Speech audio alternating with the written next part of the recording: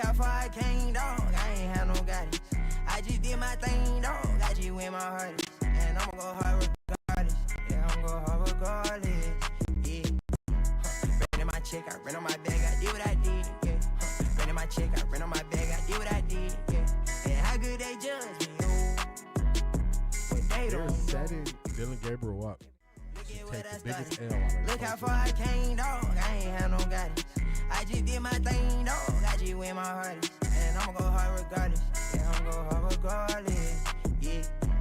Ran in my check, I ran on my bag, I did what I did. Yeah. Ran in my check, I ran on my bag, I did what I did. Yeah. And how good they judge me, oh. But they don't know.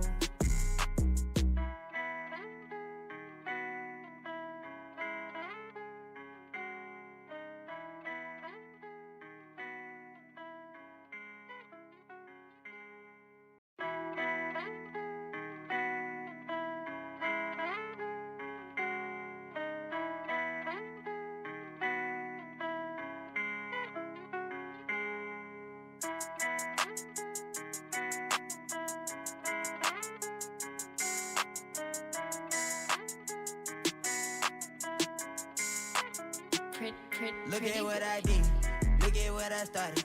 Look how far I came, dog. I ain't had no guidance. I just did my thing, dog. I just went my hardest. And I'ma go hard regardless. Yeah, I'ma go hard regardless. Yeah. Ran in my check, I ran on my bag, I did what I did. Yeah. Ran in my check, I ran on my bag, I did what I did. Yeah. And how good they judge me, oh. But they don't setting Dylan Gabriel up. Take the biggest L on Look how far I came, dog. I ain't had no guidance. I just did my thing, dog. I just went my hardest. And I'ma go hard regardless. Yeah, I'ma go hard regardless. Yeah. Ran in my check, I ran on my bag, I did what I did. Yeah. Ran in my check, I ran on my bag, I did what I did. Yeah. And how good they judge me, oh. But they don't know.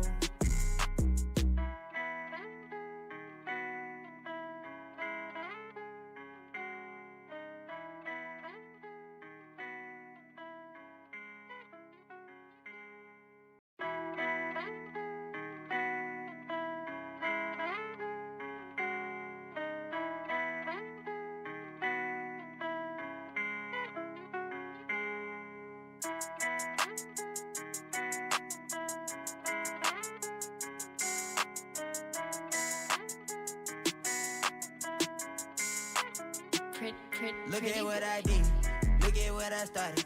Look how far I came, dog. I ain't had no guidance. I just did my thing, dog. I just went my hardest. And I'ma go hard regardless. Yeah, I'ma go hard regardless. Yeah. Ran in my check, I ran on my bag, I did what I did. Yeah. Ran in my check, I ran on my bag, I did what I did. Yeah. And how good they judge me, oh. But they don't setting Dylan Gabriel up. Take the biggest L on Look how far I came, dog. I ain't had no guidance.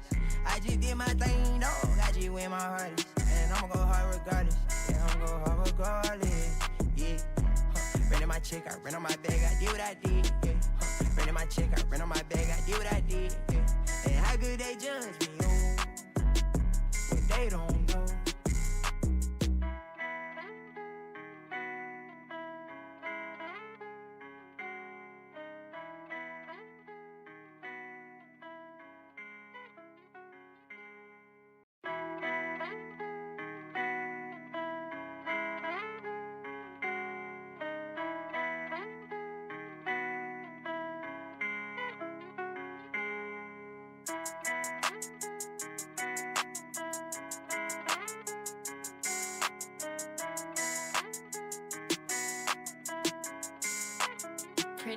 Look at what I did, look at what I started.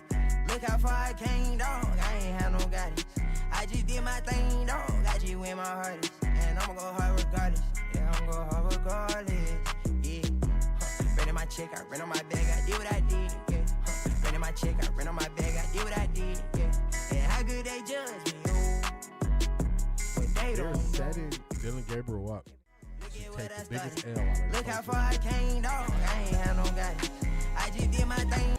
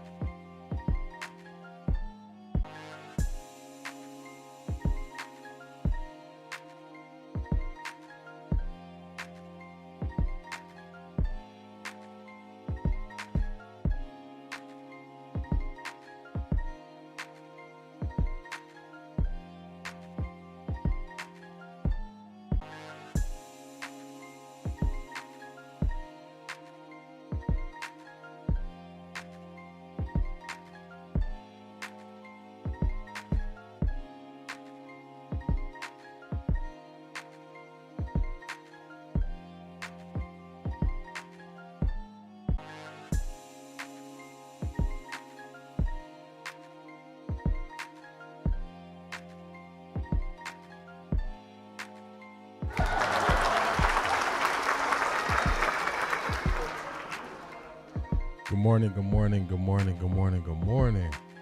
We in here on this Monday. We in here. Let me get on the screen. Take this down. All right, there we go. Hopefully you all are feeling good today. I'm feeling good. Shout out to Zedric with that legal tampering day. That's what it is. Who knows why they decided to call it that? But we're definitely going to get to it.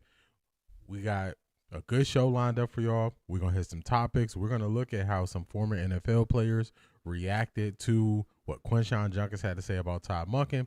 Funny story from Joe and Deebo about Deebo on his on cards being made for him. We got that. We're going to look at how the San Francisco 49ers handle the draft combine. Kyle Shanahan doesn't go. We're going to look at that. We're going to get the definition of this legal tampering period and what teams are allowed to do. And then also, we're going to look at moves as they come, as they are announced after 12 p.m. or noon today. So definitely we got a good show. We're going to see if we hear any good announcements from the Browns, if they have made any signings or anything like that. So that is what we're going to be doing today. Stream might go a little bit longer just because we don't know. I don't know how long we'll be here just reacting to teams signing players and player moves that get announced. So we got a little time today. we got a little time today. Let's get these greetings in order, y'all. Let's get these greetings in order. Top of the morning, Black Pearl.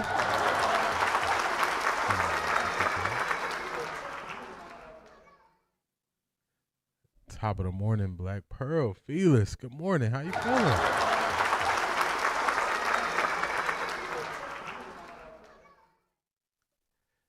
C. Brown Run, good morning.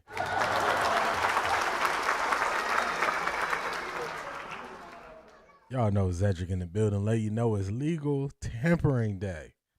Cole, you stupid.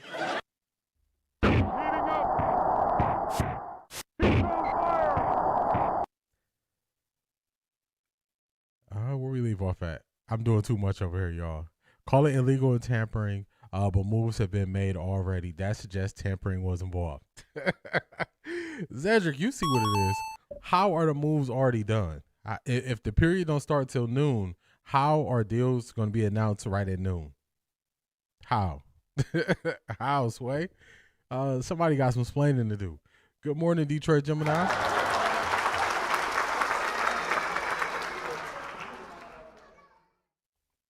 See Anderson in the house. This is a foolishness. I don't know. My sounds is kind of glitching. Let me play that again. This is a foolishness. Good morning, everyone. Seattle moving slow, but in the house, nevertheless. Be bright lights out there, y'all. Today is a new day. I like that.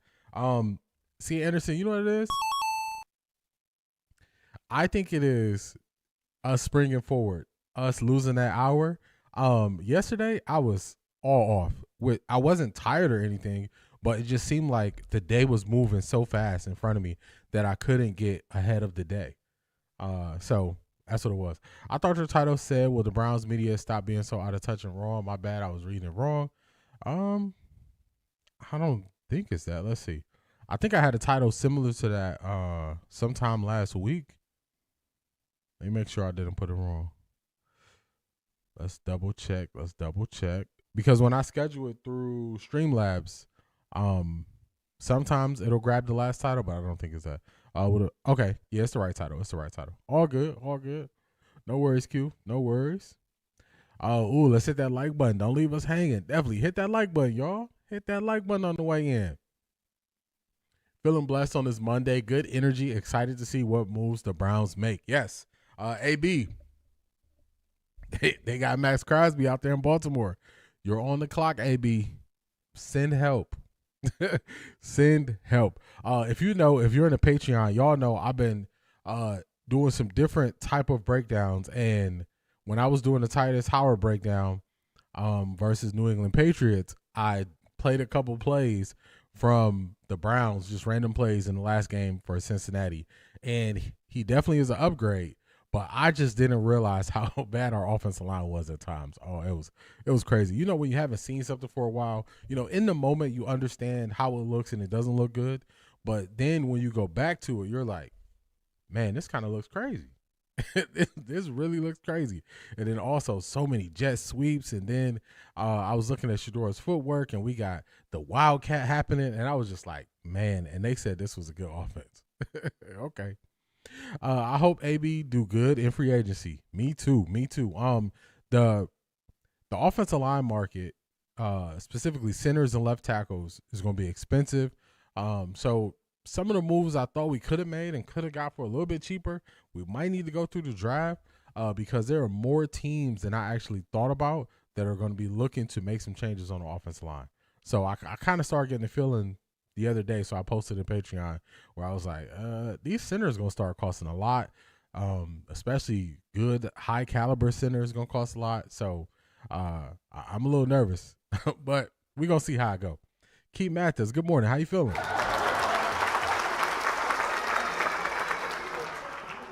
Let me see, is it playing out like that? Let's see something. Make sure.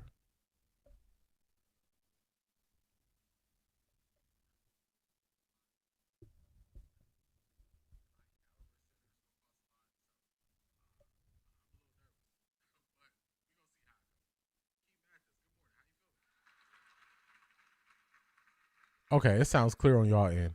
It sounds clear on y'all end. It does not. It sounds a little funky on my end, but that's okay. As long as it's clear for y'all, that's what's important. I'll work my way through it. I'm not worried about it. Oh, what's your thoughts on the Max trade? I got that on the docket, but I would just say the Baltimore Ravens are going all in. They're trying to maximize this window that they have. They see opportunity, and if you're a team that feels you're that close, you should push your chips in. And you should go all in. So, yeah, they gave out 2 firsts, but they feel like, hey, they're gonna be in the first round first anyway. Let's see how much anybody but 12 we will hear today from the Cleveland media. I'm gonna avoid the Cleveland media today because we got real stuff happening, so we don't really need to tap into them that much. But I'm pretty sure we're gonna start hearing some Tua noise. Every quarterback that's available, we're gonna start hearing that noise. But you know what it is. I'm not worried about that. Keith Mathis, what's going on? Hardest working woman in Ohio.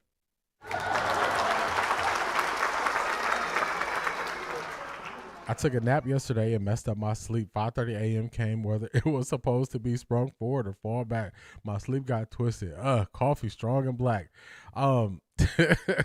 See, Anderson, that's how I felt yesterday. Yesterday, I was like, who pressed fast forward on the time? Like, somebody definitely pressed fast forward. And not just like by losing an hour. I didn't care about that, but it was just something where it might take me 20 minutes or I thought 20-minute pass. It was an hour. And I was like, where did the time go? Matthew, what's going on? How you feeling?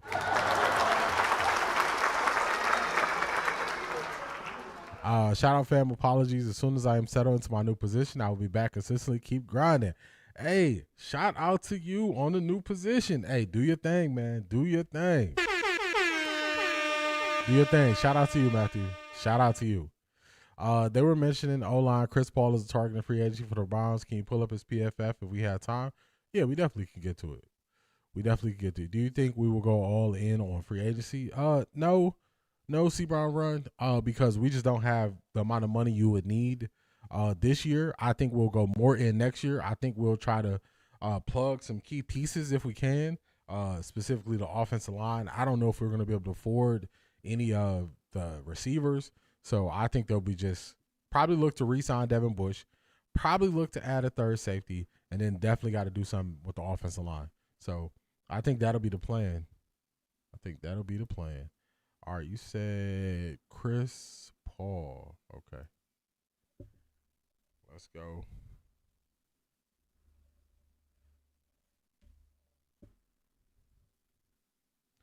Washington Commanders guard.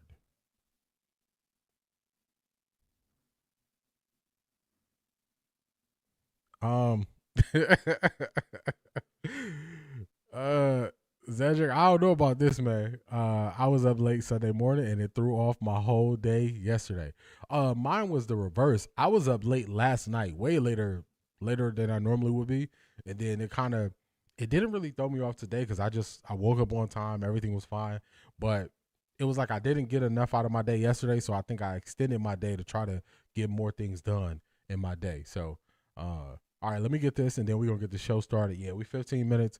I'm going to start making sure I cap the open to 15 minutes, greet everybody in that first 15 minutes so we can keep this thing moving forward. All right, so let's see. Let's go here. We'll get this pulled up.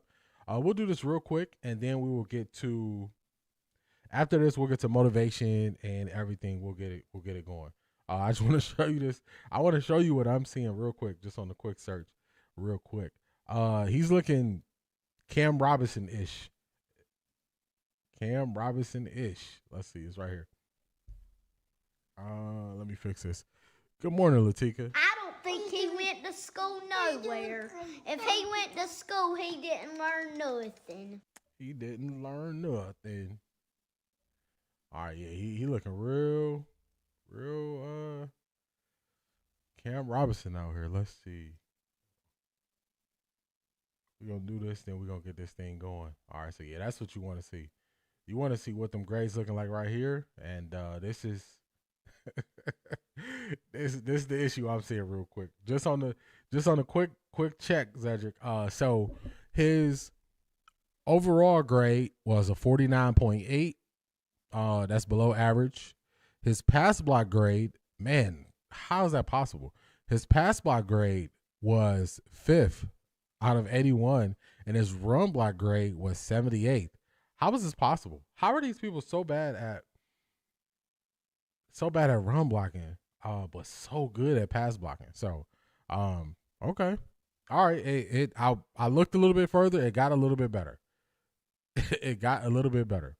Letting go of Wyatt Teller, I think, was a mistake by the Browns. We're gonna see. Wyatt Teller was hit or miss last year. Watching them on film, we're gonna see what they do. Yeah, this is what I'm noticing is a lot of people they're tagging to the Browns. They don't have the best run blocking grades. So I'm a little concerned about that. But let's keep this thing going. We're going to see, Zedric. We're going to see, but let's keep it going. Let's get this show started. We're going to get some motivation. I got some good motivation today, y'all. Shout out to Key Mathis. Key Mathis is the one who sent me a video on Miles Monroe. And since then, I've been kind of hooked on Miles Monroe. I've been listening to him a lot as I just been going through, my days and doing stuff and working and all that stuff. So let's get it going. Good morning, A. Williams. How you feeling? Nothing yet, but Gino wants to go to Miami. Yeah, we're gonna keep it open and keep checking it out, keep looking. Please no Cam Robinson prospects. I already have PTSD, but he's a way better pass blocker than Cam Robinson. Way better. All right, let's get it. I thought this was really good. This used to be me, y'all.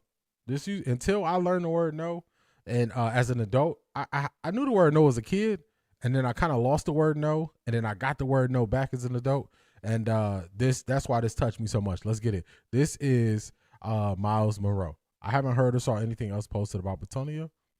I realized then that I wasn't being friendly, I was being foolish. I was sacrificing my purpose on the altar of popularity. Many of you are doing the exact same thing right now. You're saying yes when you should say no. You're giving away your most valuable resource, your time, to people who don't value it. You're putting other people's priorities ahead of your purpose. Being too friendly isn't kindness, it's a form of self-sabotage. When you try to please everyone, you end up pleasing no one, especially not yourself. Your relationships become unbalanced. People start to expect your sacrifice. They begin to see your time, your energy, and your resources as something they're entitled to. And worst of all, you start to believe it too. The most dangerous thing about being too friendly isn't what it makes others do. It's what it makes you believe about yourself. You start to think your value comes from how much you give away, how available you are, how much you sacrifice. You begin to measure your worth by how much others need you rather than by how true you are to your purpose. Let me tell you what happens when you're too friendly. You become exhausted. Your energy isn't unlimited. Every time you say yes to something that isn't aligned with your purpose, you're saying no to your potential. You can't pour from an empty cup. And many of you are running on fumes because you've given everything away. Second, you become resentful. It starts small, a tiny voice in your head wondering why you're always the one picking up the slack. Always the one sacrificing. Always the one putting others first. That voice gets louder until one day that resentment spills over into your relationships, poisoning the very connections you were trying to nurture. Or third, you lose respect. Yes, that's right. People don't respect those who don't respect themselves. Y'all, so I was listening and I was trying to, decide what we was gonna do for motivation today. And I listened to this sometime this weekend. I listened to it 2 times all the way through. But this just was so good. This was so good. I used to be a person, as a kid, I had no problem with saying no. Towards teenage years to my early 20s, I was a person who had a hard time saying no. I fell into that category of person who wanted to please others. And I thought the way to do that was to limit how often you said no. But just like he said, you build resentment. You're looking around, hoping somebody's going to be there for you when you're going through something. And then something just clicked and you say, you know what?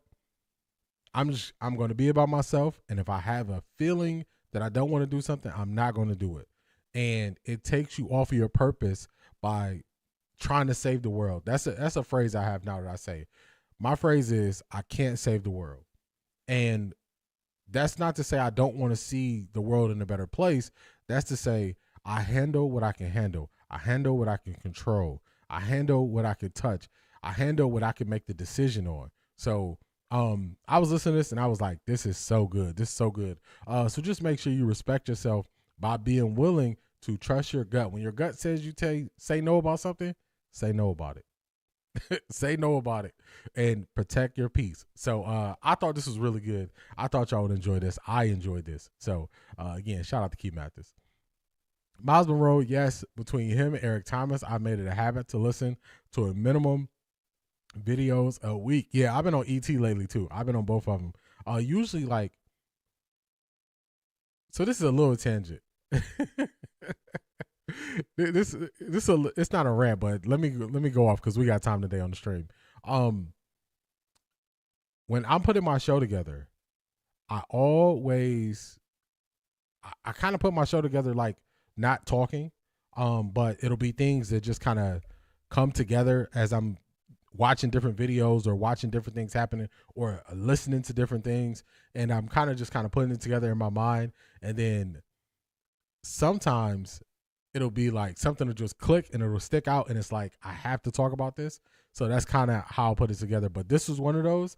I listened to this on Saturday, then I listened to it on Sunday, and then I was picking through what I was going to do for motivation, and this was it. This was the one I had to go to. So I really like this. Shador throwing 40 times a game next year. Also, what are the odds that O-line targets are good for QBs who can protect the passer longer? What are the odds that the O-line targets are good for QBs who can protect the passer longer? They're going to be in high demand. High demand if you could pass block for longer. High demand. Zedric says, this is good. Yeah, I enjoyed this a lot listening to it. Jackie, good morning. How you feeling? That's an eye-opening motivator. Yes, because it's one of those, this is one of those motivations where you really got to let it marinate a little bit and think about it. And just think about the times that you have said yes to things you wanted to say no. And then it does build up that resentment. And then it does take you away from things that you want to get done. And now my time is so limited that I really have to decide, by doing this or doing this. And a lot of times I got to say no. And It's not meant from a place of being mean, but it's actually, I look at saying no from a place of respect. So I worked in sales. I sold insurance. It was strictly commission insurance. So if you don't make any sales, you don't make any money. I was never irritated or agitated when somebody told me no right away. I appreciate those people more. The people who strung you along only to tell you no later, those are the people who got to me. So I'm cool with no. So I look at it through that lens as well. Like I always say, the Lord ain't going to send me to hell if I say no. Talk to him, Latika. I like that frame of thinking. That is very true. Did you speak about Janky working out with the young King Shador? Yeah, we spoke about that on Friday's stream. I think it's a good thing. Shanithia asked me what are some of the things I want to see Shador work on going into year 2. One of them was getting on the same page with his receivers, so they are seeing what the defense is doing at the same time, and that comes from working together, and he is already doing that. So, yes, I did speak on that. What about getting a good tight end for blocking as well as catching? I think we need another tight end also. We definitely need another tight end. We need another tight end. Harold Fan is going to get better in year 2. There were times where he lined up in the wrong spot, and Shador or whatever quarterback was starting to say, hey, come over here. You're supposed to be here. Get here. So Harold Fannin is going to excel and get better because of the threat he is on the field. But I want that bigger, sturdy tight end that we just need to catch in the pinch, short yardage situations, stuff like that. Help pass block and then leak out. Good run block. That's the way you can help your offensive line. So I'm all in on us getting another tight end. I'm all in on it. All right, let's get this show going, y'all. Let's get it going. Let me go here. Let's get this up. Let's keep this thing moving along. What we got next on the docket? All right, so we've been talking a lot about media, just media in general, how they speak to people, how they react, and how they treat people. Russell Westbrook is going to confront the media head on, and I believe this is a similar thing that would happen if the people from UCSS or 92.3 The Fan or all these other places, if they were ever face-to-face with the players that they talk down on, it would be a similar scenario as this. So let's get to it. And at this point, the reporters knew they didn't effed up. He said, what do y'all think? Ooh. This is hard for people who don't really have a true opinion. They just lean on what they hear from others. They just write a story about it. They can't verify if it's true or not. Oh, this such and such player isn't good at this, but they don't know because they don't watch film. They don't watch tape. They don't even know what that player is supposed to do. Once he flipped it, cat got your tongue. Nobody can hear. Nobody can speak, I mean. So talk to him, Russ. See what they got to say. You guys have a lot of opinions about how we do what we doing. What you got? No, you. Oh, yeah. This is the full one, Zedric. This is a 6-minute one that NBC put out. This is the full one. So I just want to remind y'all about something. This is very similar to the Cleveland Browns beat reporters. When the season starts, the Browns beat reporters are not allowed to film or watch practice. I want y'all to hear me clearly. They are not allowed to film or watch practice. They are not allowed to watch it. So they're in a similar boat. Are the beat reporters in there when they're breaking down film? No. So they have to come up with a story on what they believe happened based on what other people tell them. Russ is calling that out. It's the same way in Cleveland. Good morning, Keith Hunt. What's going on? Jersey in the building. Jersey in the building. All right, let's keep it going. Russ is on the attack. Y'all, when a person is caught up in something, in any form of like debate or anything like that, when they say, what did I say? That's not a true question. What they are really saying is, what they're really trying to find out is, how much do you know about what they said? That's what they're trying to do. Russ wasn't falling for it. Speak your mind. Say your piece. You tell me. Don't flip this. Don't flip this on me. I have control of the conversation. Russ didn't let him do it. That's experience right there, y'all. What's going on, Ivy League Mac? How you feeling? How you feeling? Shador and Grossi, for real. He started doing the running man backwards. He didn't want that smoke. He didn't want none of that, Black Pearl. You want some of these problems, old man? No. Yeah, with the type of timing in Cleveland on now, this could happen. This could happen. He sounds like a younger Grossi. He does. Let's keep it. I think that's fair. I'm just asking you respect what we do, and we respect what you do.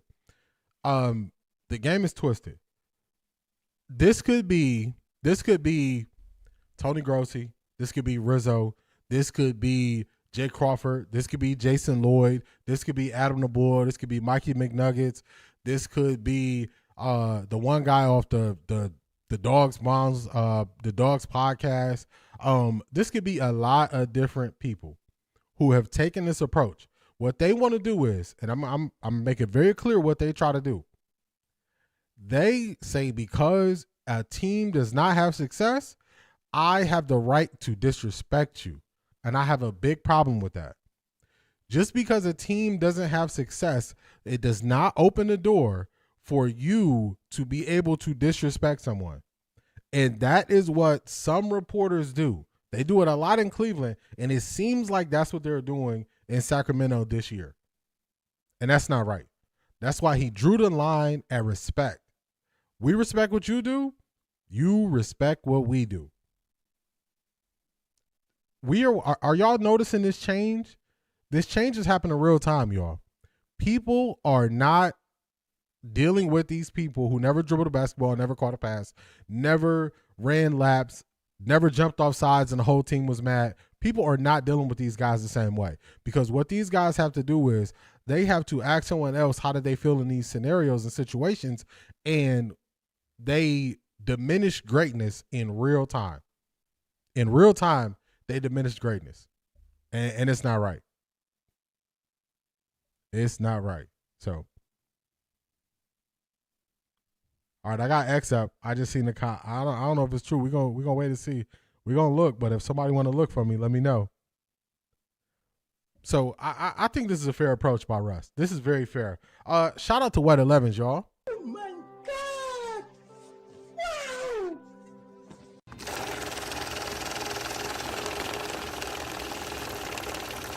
I got money.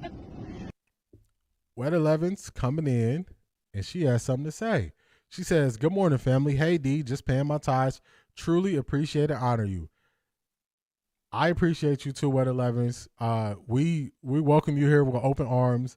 We enjoy your contributions, and also I never forget. I think the first stream I remember you from was right around Thanksgiving. It might have been I did a stream the day before Thanksgiving or on. I think it was the day before Thanksgiving. And you were talking about your son as you were cooking, and he was eating your vanilla wafers for your banana pudding. Don't ask me why I remember that. But ever since then, you've been locked in, and you're an asset to the community. We appreciate you. Thank you so much for being here. We appreciate you.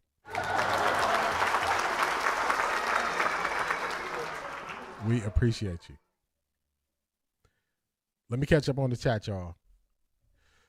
I hope one of the players call the Cleveland media out like this the upcoming season. It's possible. They're setting boundaries in Cleveland, y'all. They're setting boundaries in Cleveland. They are not allowing the media to run things how they used to previously. So we got potential. We could see somebody talk to the media like this in Cleveland. We could see it. The sports reporters got the game all mixed up. The players are the stars, not the beat writers. Nobody cares about them. Facts. I love Russ so much. Hey, speak your mind, Russ. I like it. Russ is definitely, he's eliminating the gray. It's no gray area.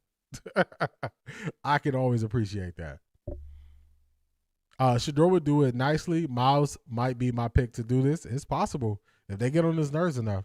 Ooh, he not playing with them. Cleveland media needs this type of smoke. I agree. Good morning, Maya. How you feeling today? How you feeling? Westbrook is like, say it with your chest. They do not do it now. They like, talk. This is your time. Say it. Yeah, we need one of the defensive players to do it with that same energy. Probably Shelby Harris been talking a lot. We're gonna look. I got X on my phone, so if y'all see me looking down throughout the stream, I got my work phone up and I got X on it just to see if I'm missing anything. I was checking my watch for it. Yeah, I'm checking. I'm looking. Jackie will get them. Integrity from corporate media and B reporter is few and far between, and everyone is tired of it. They should. That's a fact.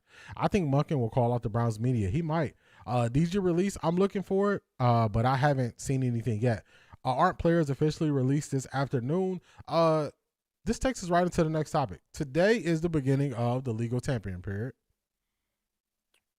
So this is what this means. If you are an unrestricted free agent, meaning you currently don't have a team, you can do, let me not get ahead of myself. If you are unrestricted, you don't currently have a team, your agent can now start to talk to teams. They've also added a wrinkle to that. You got 52 hours to talk to teams. The wrinkle is this. Let me go forward here. This is the wrinkle. They have updated it. So now players can do a 1 hour video call with teams during this period, which is scheduled to start at 12 noon.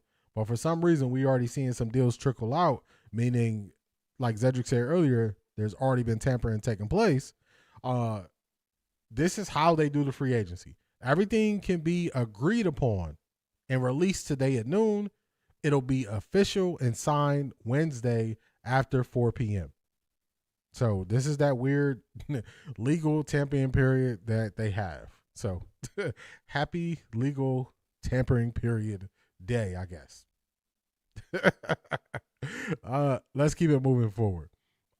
This is what a lot of people wanted the Browns to do. Let me go to this side. I want y'all to get a better view of what I'm going to show y'all next. People wanted the Browns to do this. They wanted the Browns to just eat a big salary cap number from Deshaun Watson just because. So let's go here. Let's move this down some so we can get this sound up. Okay. This is what happened with Tua.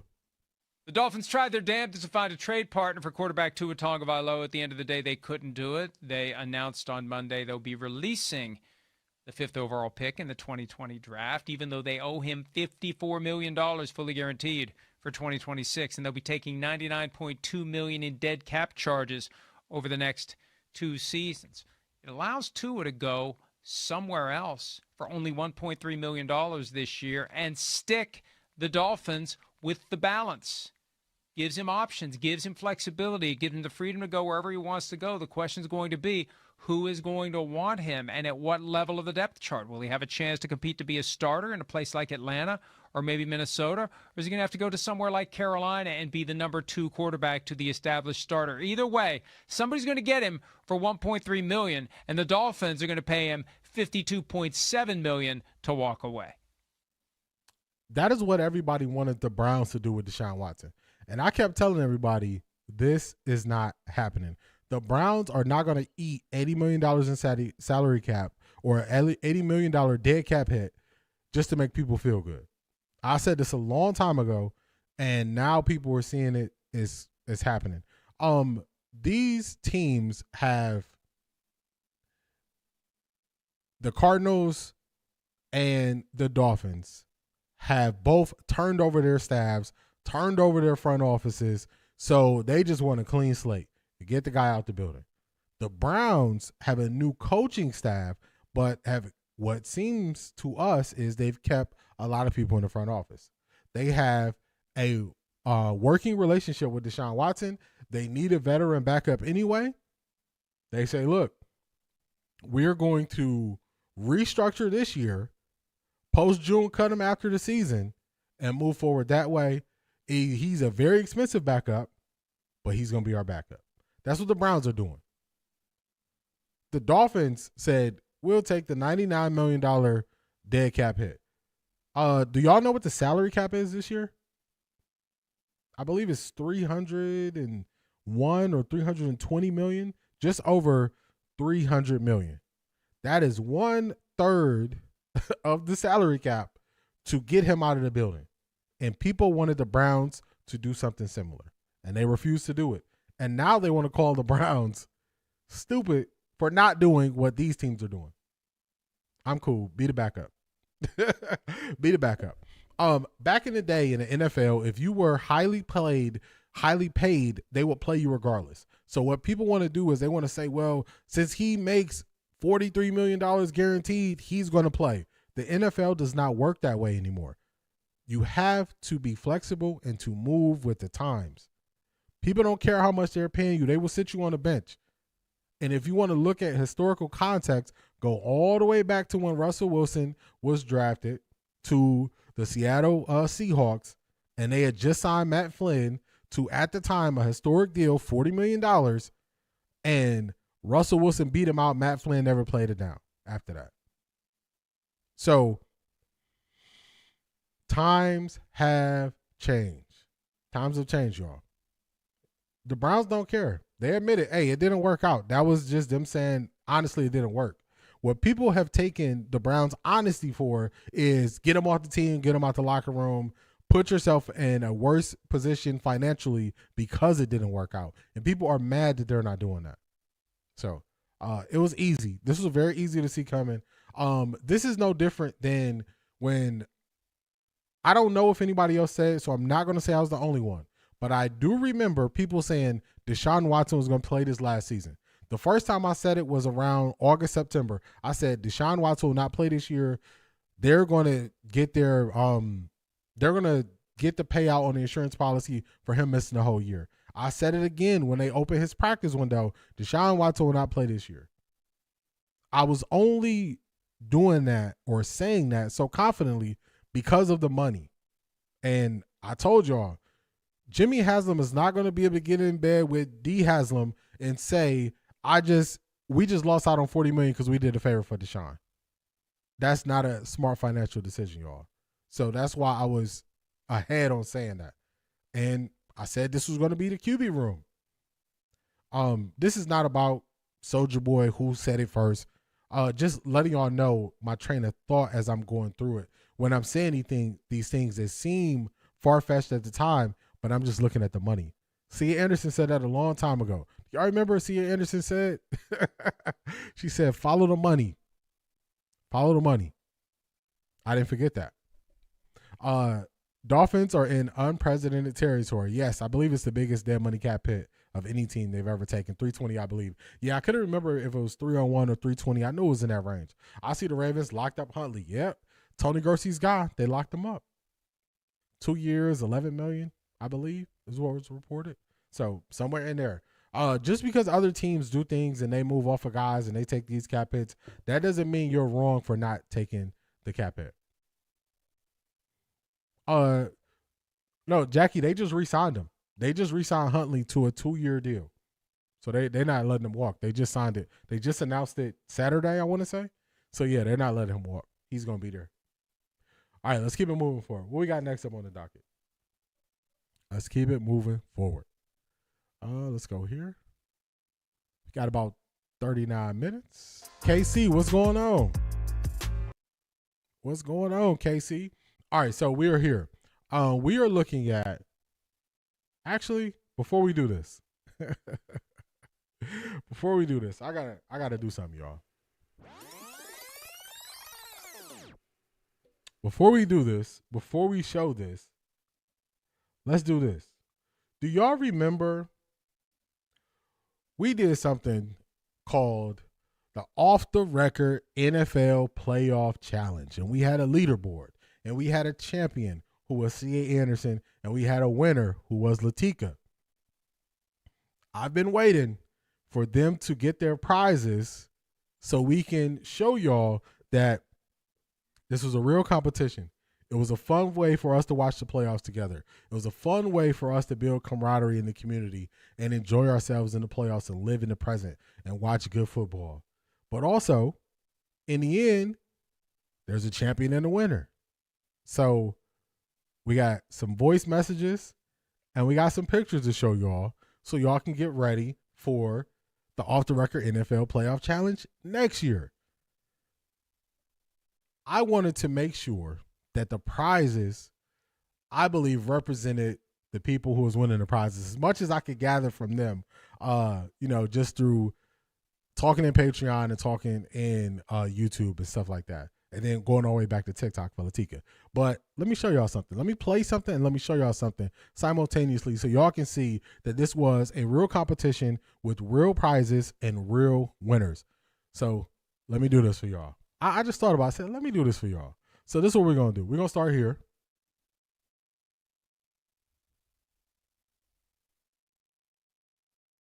All right, my voice message is loading.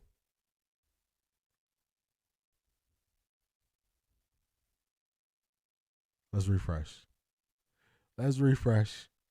They took away my lead up. Let's go. Let's get it.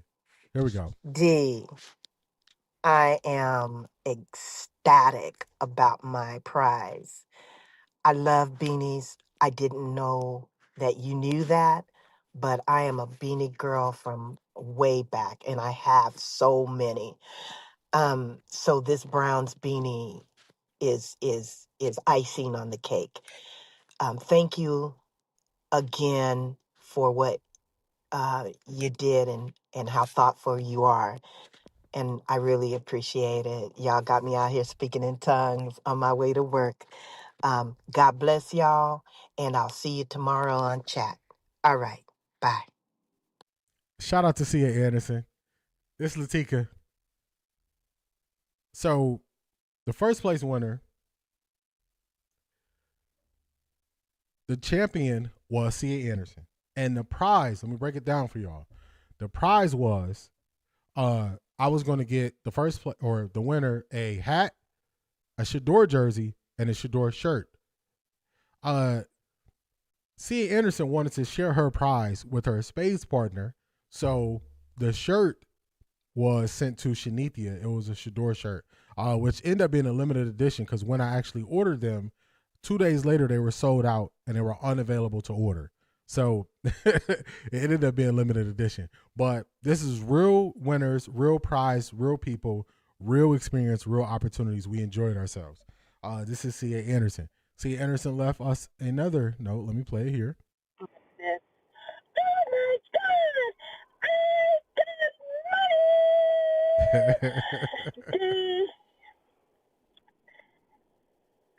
money. I literally cried. And man,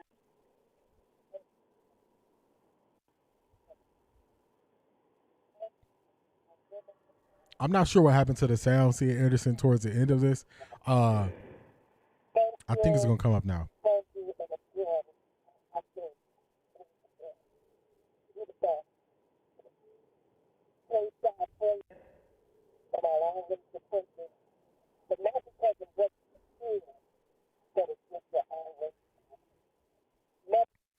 We couldn't really hear the end of it, but y'all hear the sentiment. It was this. I got money. So, real prizes, real winners. I just wanted to show y'all this. I wanted to share this with y'all.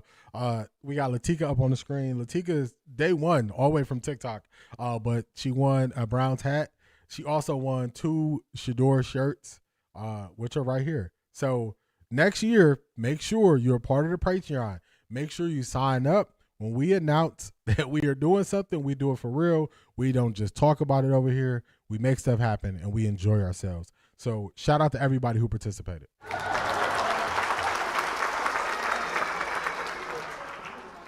And as always, thank you. Thank you so much for your kind words, C.A. Anderson. We appreciate you. Winner, winner, ding, ding, ding. I'm lit. D, can't wait till next year. Next year is up. We're doing it again next year. Our Jizzle, what's going on? How you feeling? How you feeling? Just wanted to update that with y'all. So shout out to Latika. Shout out to C.A. Anderson. Shout out to Shanithia. Shout out to everybody that participated. Make sure you're here so we can do this thing again next year. Let's get it, y'all. Let's keep it moving. This is the San Francisco 49ers. A lot of times we heard during Kevin Stefanski's tenure with the Browns, we heard Kevin Stefanski compared to Kyle Shanahan. Well, I don't think it's close, but they do some things differently. And I just want to show y'all how the San Francisco 49ers go about the combine. I'll also tell you, Kyle Shanahan does not go to it. He believes it's a waste of time. He stays home and studies film. My name's Dom DeSico. I've been with the San Francisco 49ers for 9 years, and my title is the Director of College Scouting. Hey, how you doing? My name's Hayden Fry. I'm an area scout for the 49ers, and I cover the Southeast. Hey, I'm Crowley. I'm the West Coast scout for the 49ers.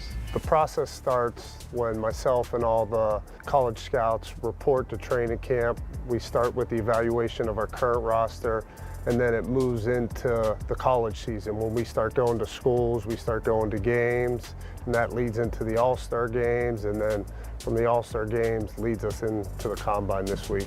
Well, it all starts in August, right? We leave our families and we hit the road for really 4 months going around to these colleges and gathering information on all these prospects. And then it leads into the Combine, right?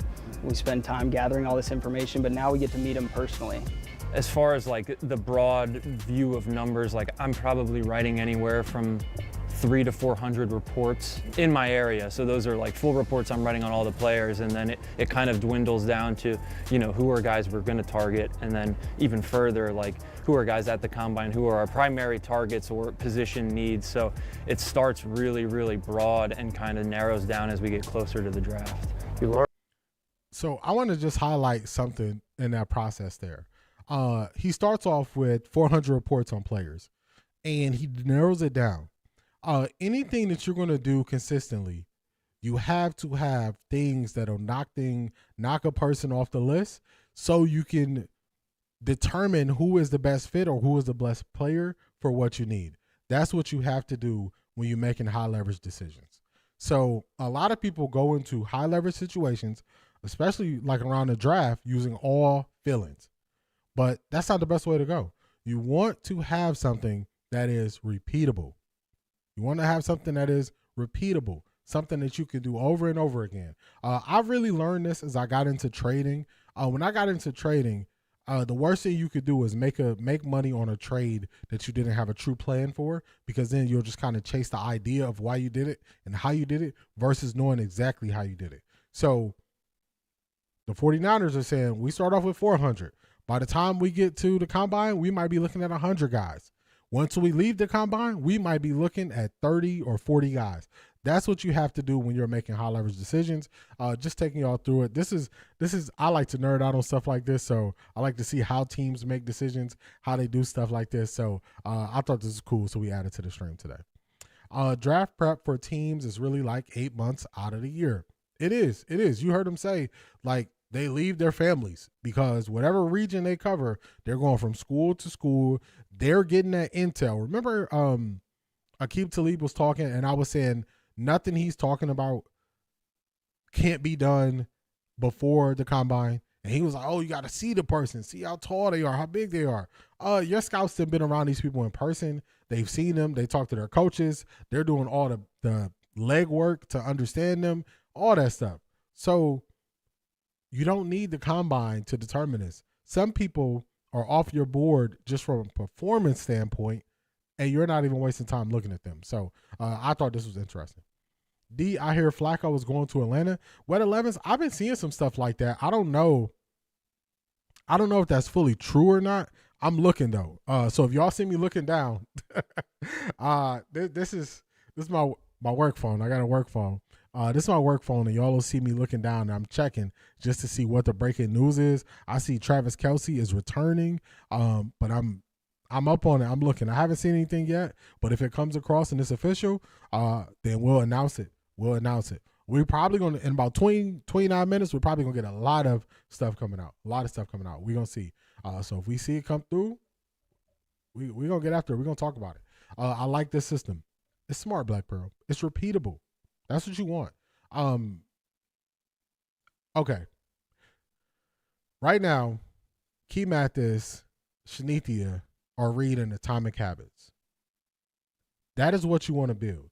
So what they have done is they've built a system that is repeatable that they can use as a template to help them make a better decision based on their habits that they created. Habits are what help you create a system, and the system is how you help yourself improve.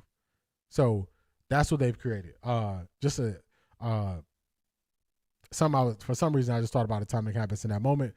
You get 1% better daily, and I was watching the James Clear interview, and he really said his system is more based on habits. is based on you forming habits. That's what they did. They formed habits that they can repeat. So I just got another alert. Travis Kelce going back to the Chiefs. We just saw that. I haven't seen anything on Daniel Jones yet. That you see Daniel Jones wanted $50 million a year. He said he want to say this. I got money. Man, no wonder they signed him to the type of tender they did to cap it at $33 million. All right, let's keep it pushing forward. We got a couple more videos before we really truly get into free agency. But let's go here. Oh, we spoke about Detroit Gemini asked me about this earlier. Maxx Crosby getting traded for 2 first-round draft picks, one in 2026, one in 2027, going to the Baltimore Ravens. I really appreciate this. Instead of us having to hear what the reporters are trying to interpret that Maxx Crosby said, we get to listen to him actually say it. So I love how players get to speak. They get to speak and say it. We get to hear it out their own voice. Let's go. All right, y'all. Can't believe that this is a real thing. It's been 7 years being with the nation. Raider Nation has given me everything. You know, my family. I've had the chance to get married, had the most beautiful daughter in the world, grow as a man, as a player, as a leader, as a human being. And one thing I could say above all else is that I gave y'all everything I got, and I have no regrets about that. I put everything into trying to win as a Raider. Damn, I'm not trying to get emotional already, but it's tough, man. It's been a damn journey. Since the day I got drafted, I'll never forget that 510 number coming and hitting my phone when I was in Texas at my draft party, not knowing, where that was. Getting a call from John Gruden, giving me an opportunity of a lifetime to be a Raider, and it felt perfect. Ever since I've been here, man, I've had one goal and one mission. That's become the best version of myself and help bring a championship back to the Raider organization. And I feel like I left, everything I had on the table for this team. I've given my heart and soul, and I feel like I let y'all down, man. Ever since day one, I've wanted to create and build a winner with the Raiders. 2021 was the one year we made it to the playoffs. Was the most fun I ever had playing football. It was an absolute journey, to say the least. But through all of it, I have to start off by saying thank you to Mark Davis, first and foremost. He gave me the opportunity. At the end of the day. You can definitely hear the emotion in his response. It seems like he wrote some stuff down, but you can tell he's getting choked up. You can tell he's getting choked up. He's getting choked up just actually going through it and processing it and saying it. But I like to hear this just raw reaction from the players, how they feel. So I like this, and shout out to him. He got those colors changed quick. He got them colors changed quick. Great player. Great player. Surprised the Cowboys didn't offer up 2 ones for him, but I don't know what Dallas is doing. Maybe they go after Trey Hendrickson. Maybe that's what they do as an alternative. But shout out to Maxx Crosby. Have a great year, except for when you're playing against the Browns. Except for when you're playing the Browns. They offered him a contract like Darnold got last year, 3 years, $100 million. That's a truly fair deal for Daniel Jones, considering his limited amount of success. They better off starting Riley Leonard. He played okay at the end of the season. I think they can get something out of Riley Leonard if they, build everything around him. He's coming off an Achilles too. Be for real about where you are. Y'all didn't even make the playoffs, for real. I think that's a fair offer. I would agree with that. Try not to cry. Zedric, when I tell you, that's a fact. I'm gonna tell you, it's a key. It's a couple keys. He's looking down, and then the ums, and he's using the as a filler word to gather himself. And I know all about that because this is what I do. So I do this however many times a week for however many hours. I know things that I do as filler words, setup words, all that stuff. And I can tell when it's somebody else. Once that voice get to cracking, You almost got to take a breath, regroup. So shout out to him. He's being real. This is real and honest. So I appreciate it. Hey, have y'all heard that Miles is not communicating with the Browns, his new coaching team? Is he tired or just enjoying his offseason? I wouldn't know. I don't know how true that is because Andrew Berry said he was speaking directly with Miles. He saw that Miles knew who they were hiring as a head coach, and he said he was in communication with him. I want to say it's another. I think Todd Monken said he messaged with Miles. So I don't think that's true. It doesn't seem accurate to me. It doesn't seem accurate to me. So also want to say earlier, the asking price for Hendrickson is a little too high for Dallas right now. This is why you don't trade great players and then work to replace them. You see what you could do to build around them, because now Dallas is saying, "Oh, we need edge rushers." Duh, you had one, one of the best. You let him get out the window, you let him get out the door. So now people are gonna make you pay. They're gonna make you pay. D, do you think that was a good trade for Maxx? I think it was a great trade for Maxx. Y'all know I'm a Browns fan, but I understand football. So let me just say this. The defense that Jesse Minter wants to run, he wants to run a defense where you get a lot of pressure. You get a lot of pressure based on that front four. You're able to disguise behind it. And you need a stud player like Maxx Crosby. You need a Maxx Crosby, Myles Garrett, Micah Parsons, who can consistently win one-on-ones with a high motor. So you can run that style of defense. So this is a really good trade for where they're at as a team. And if they make the playoffs and go on deep playoff runs, this is going to be a late 20s pick. They're not missing that. They're not missing that. They would never, not never.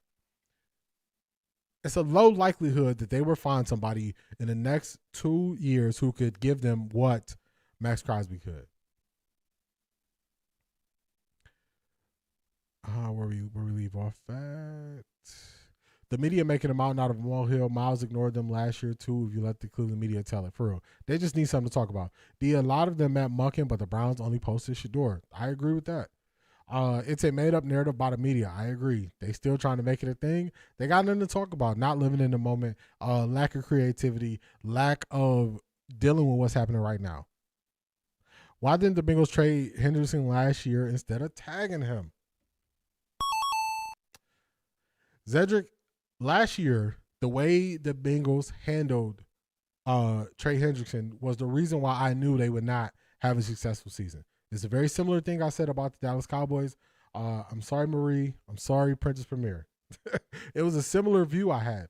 They weren't doing business is done. You know you don't want to sign him to a long-term extension. Last year, when you could have got something back for him, now he's walking free. You should have got something in return for him, trading him last year. Bad organizations, they can lose in the offseason, but it goes under the radar. The Dallas Cowboys always paying everybody at the top of the market and then having salary cap problems is the way they lose the offseason. And I look at that and I say that team not going to be good. Before the season last year, I was saying Dallas and Cincinnati wasn't going to be good because they weren't doing business is done. They should have traded Micah Parsons before the draft. They could have got immediate return. So they're just not doing good business. Max better get ready. Monken, stay scheming. Yes, I think it's going to be competitive. The Browns, since we had Miles, we've been pretty competitive against Baltimore. Or since Lamar Jackson's been there, we've been competitive. Shador is definitely going to need some good blocking. He is. He is. Yeah, you just got to ignore it. They saying a lot of nothing right now, y'all. You got to talk about football. They're not talking about that. D, you notice a lot of players, Matt Monken, they only posted Shador QB1. Yeah, I did notice that. I think the next person they'll post meeting is probably Miles. Leader of the offense, leader of the defense. Craig, what's going on? How you feeling, man? How you feeling? All right, let's keep it moving. We got 18 minutes. 18 minutes before we're going to get to the free agency news as it's dropping. All right, let's go here. So on a team, what his goal is, what his objective is, what he want to come in. I saw this, and this is a short clip, but I just wanted to show you all the difference. We know how we reacted to what Quinshon said because we watching the Browns way more closely. Now, this is what Unc and Ocho are going to say. And sometimes I wonder, did they really – I mean, I know they played in the NFL. It's a rhetorical question, but I wonder if they really played in the NFL. Like, Tessa, what's going on? How you feeling? Well, well, well. Well, well, well. Should have had the Packers figure out those numbers instead. Jerry going Jerry, though. He is. Marie, what's going on? How you feeling? Everybody stay on that side when they switched up. You switched up, stay on that side, man. They did. I saw this and I was like, but I don't know, man. Here we go. Let me just play it. And do. And, you know, he knows exactly what he wants, and he has a vision. And I think that's what's important as a head coach, and especially being vocal about it, too. I think that's what matters. I respect the CR. I like that. Yeah, could this be perceived as a shot at Stefanski? I wouldn't say it's a shot at Stefanski. Everyone has their coaching styles. Everyone has their approach and how they talk to players. Todd Monken probably is a player's coach. Maybe he has a different energy about himself. Buenos dias, Britt. How you feeling, man? Yeah, Zedric, they react to this. I'm going to pause this early. This is when you're out the loop of what's really going on. And they said, could this be perceived as a shot at Kevin Stefanski? If you look at the NFL PA surveys and you saw he was ranked last, he graded last as a head coach in the NFL, then this is not perceived. This is a shot. He also said the vision wasn't clear. He also already understands what the expectation is. This definitely was a shot. This is when you want a Cleveland Browns story, but you're not tapped in. You just say stuff. Let's keep letting them say stuff. And Stefanski carries himself in a much different way than Monken does. And so therefore you will get different reactions when you have a coach that's somewhat mild-mannered, someone that's even keel, as he said, someone who's not very, very jubilant. Someone who is a loser as a coach.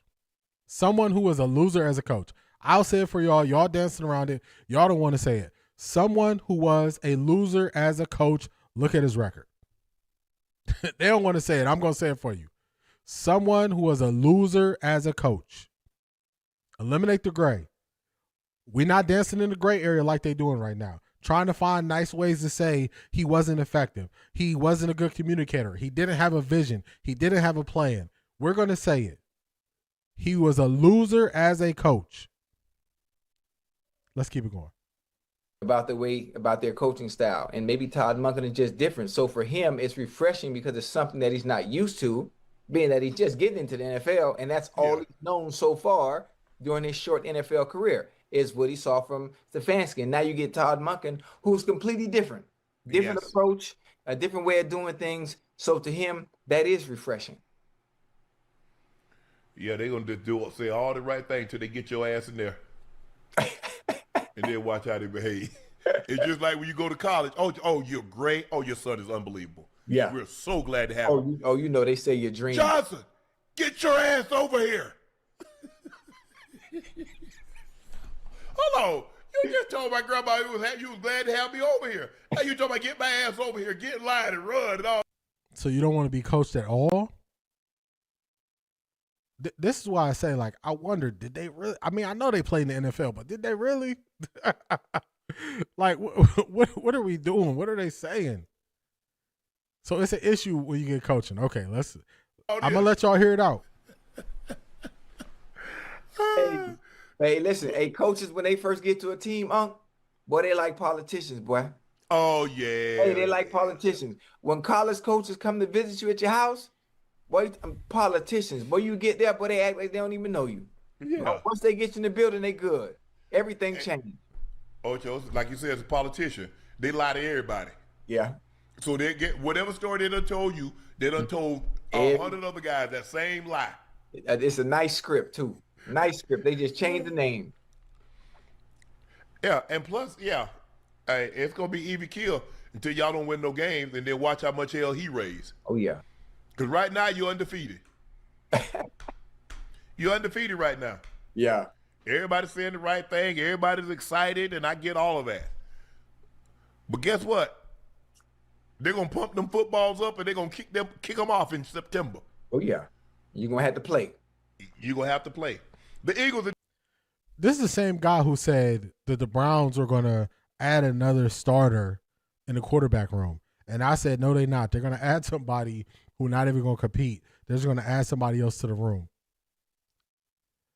How many times can they get it wrong, y'all? How many times? I was just watching this, and I was just like, man, what is this? And I'm gonna tell you something. This highlights a person's character. What they are doing is they are projecting. When he said, "Oh, they'll lie to you," this is projection. We've seen situations where people on the screen have allegedly lied to people, and it's caused problems in their life. That part, I'm gonna leave at that. What they are doing is they are only taking the negative outcome as an option. They're only saying it's going to go bad. What they refuse to put on the table is, so if it goes good, was he lying or was he telling the truth? This is why I don't do a lot of showing everybody, because, yeah, I get to dunk on them, but it's not that much value. It's not that much value listening to them. Lex, what's going on? I got you. It's not that much value listening to them. That's Uncle Ocho. That's Uncle Ocho. Let me get this for Lex, and then I'm gonna hit y'all chats.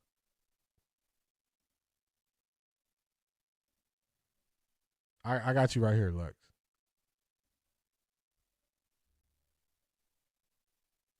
I just dropped it in the chat for you. That's Uncle Ocho, man. That's no research.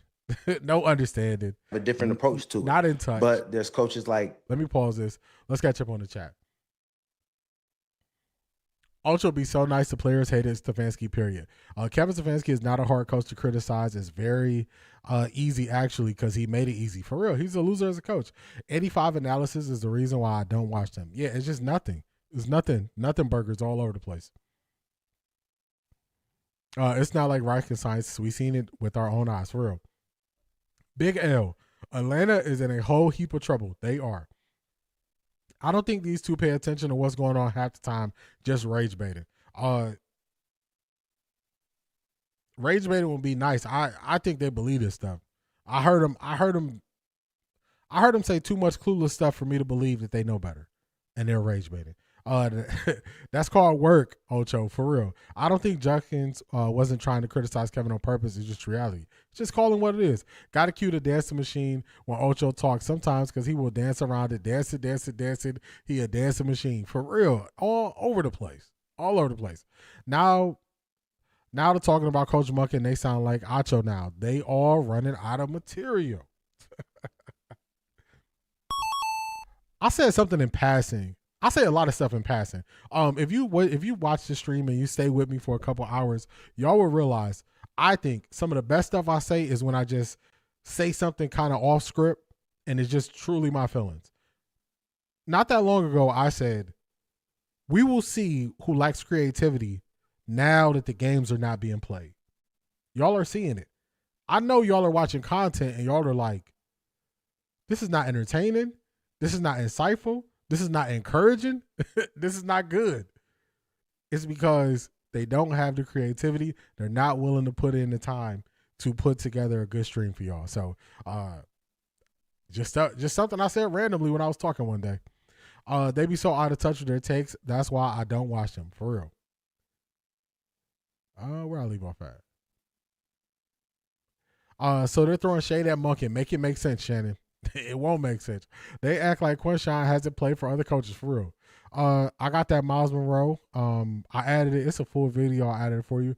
Shador says, "Speak life, for real." They only do this with the Browns, for real. Unc and Ocho are just dialing it in since they don't have traditional corporate infrastructure forcing discipline onto them, for real. Dancing machine, for real. Keep hot. D. Ban Ocho name from the chat. I don't get any more of him on my feed.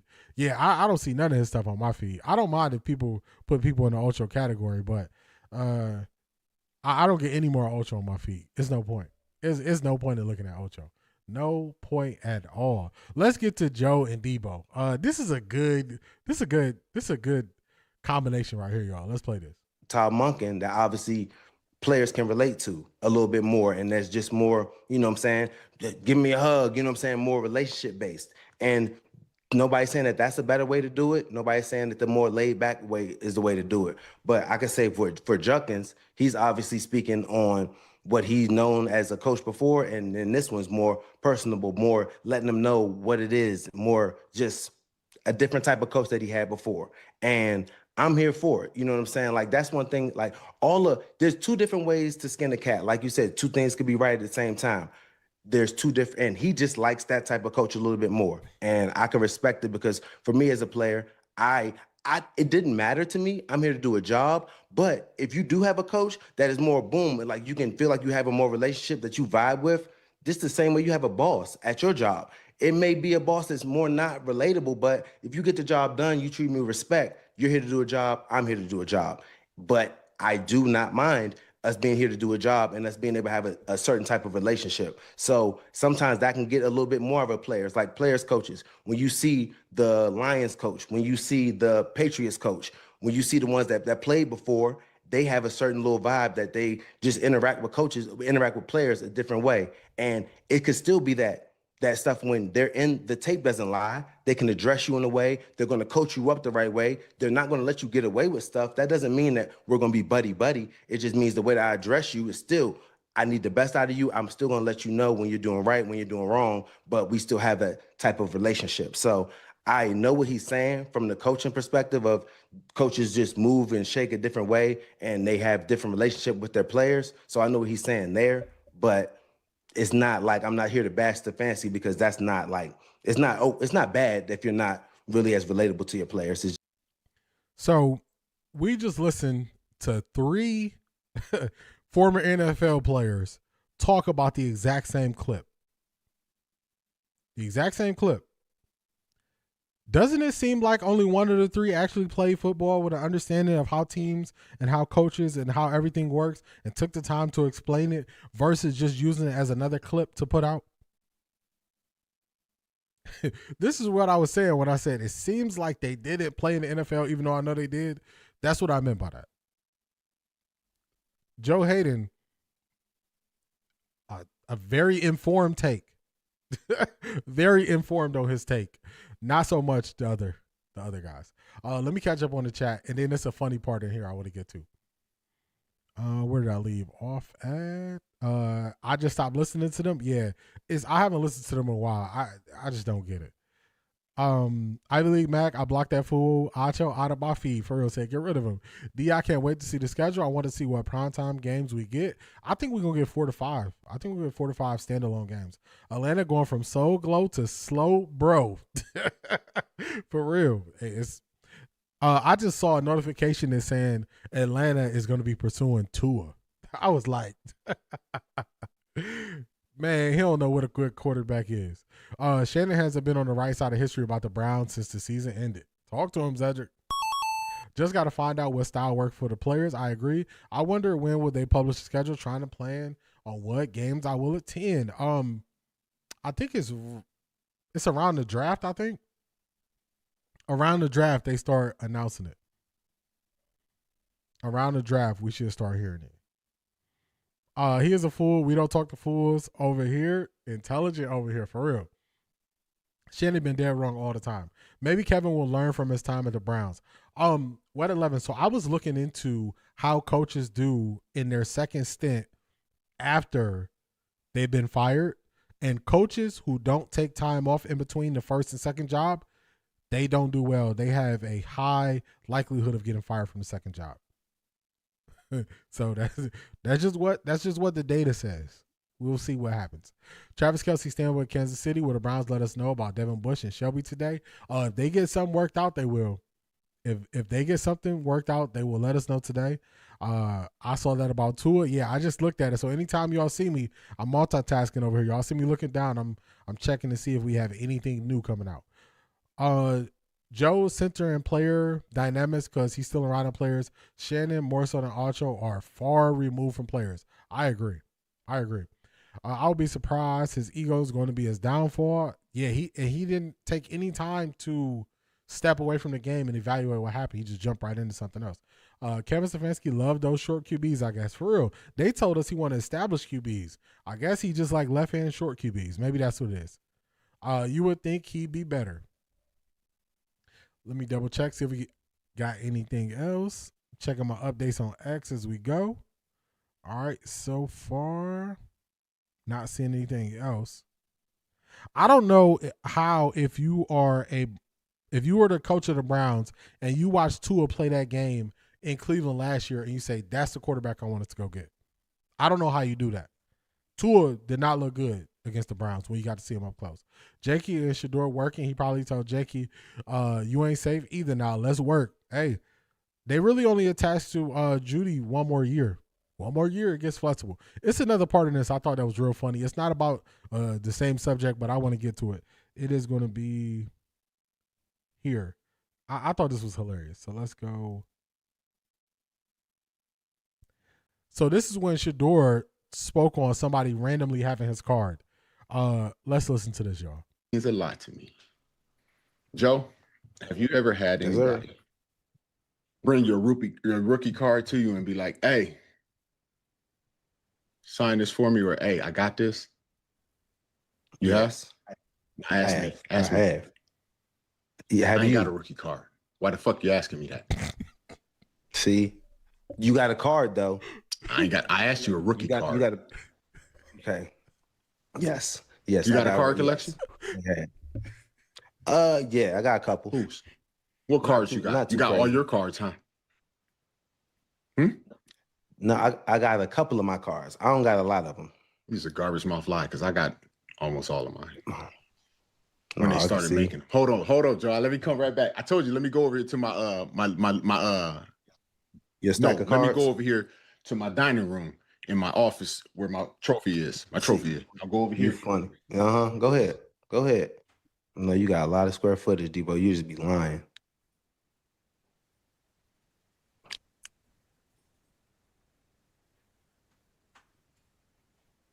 No, but I do be collecting my cards a little bit, just for my kids. So what I got here, Joe. See what you got. Is I got cards. Dang. But it's different cards though. So all these are different cards. But the big thing is, so I would sign cards, right? And I would make them make me cards for myself. And what they would do is they would send me cards and they'd be like, well, you can't take the card that's in there because it'd be like a 1 or 2, but they would make me like these personal edition cards. So it would actually look like this is one of them. So I don't know if you can see that, but see, it says personal edition on the card. These are my own personal cards. It's the same card. So I guess they were trying to keep the value of theirs up, but in reality to me, I think they made me some more valuable cards.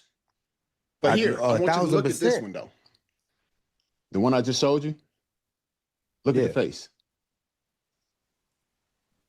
Who is that? Hold up, back up a little bit. I can't. It's a little foggy. Who is it? It's a little blurry. I can't see it. I want you to look at the face. Damn, can y'all zoom in on the face? I can't get it in focus. I got to get it to a focus. Okay. Is that Peasy? That's Jason Gilden. They messed up. So he's not even on his rookie card. He don't have a rookie card. Then when they start making cards for him, they put another player on his card and put his name on it that they sent to him. They put Jason Gilden on this. Are those so look, did they put Jason Gilden on just your No. That was just a couple that they messed up. So these personal edition, these right here, these are actually me. But how does a card company make you a personal card and put another player on the card instead of you? That's gonna be an L. That's gonna be an L. But I thought this was hilarious. Just something funny. As I was watching your breakdown, I was like, "Oh, this kind of funny." Let's catch up on the chat. It is 12 o'clock, so we're really gonna be checking the phone. We're gonna be looking for any breaking news that we can find. Actually, I might just pull it up on the screen, and I might just pull it up on the screen. That's gonna be better. So let's do this. Let's just get it up on the screen. Where is my X account? It's here.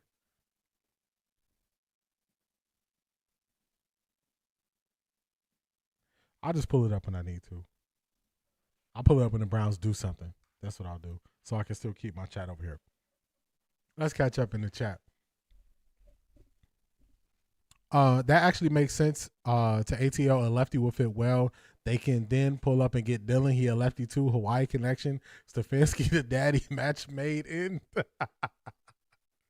Just get all the left-hand quarterbacks who's short, I guess. Just collect them. Yeah, it can get dangerous for you, Janky, for real. Kevin Stefanski is more in favor of running back type of offensive scheme, hence he doesn't mind short QBs. That is actually true.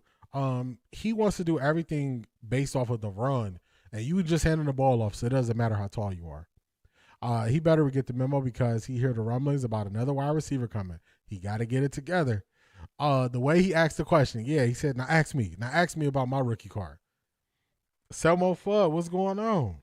Here we go, Brownies. Here we go. Woo, woo. Here we go, Brownies. Here we go. Woo, woo. Here we go, Brownies. Here we go.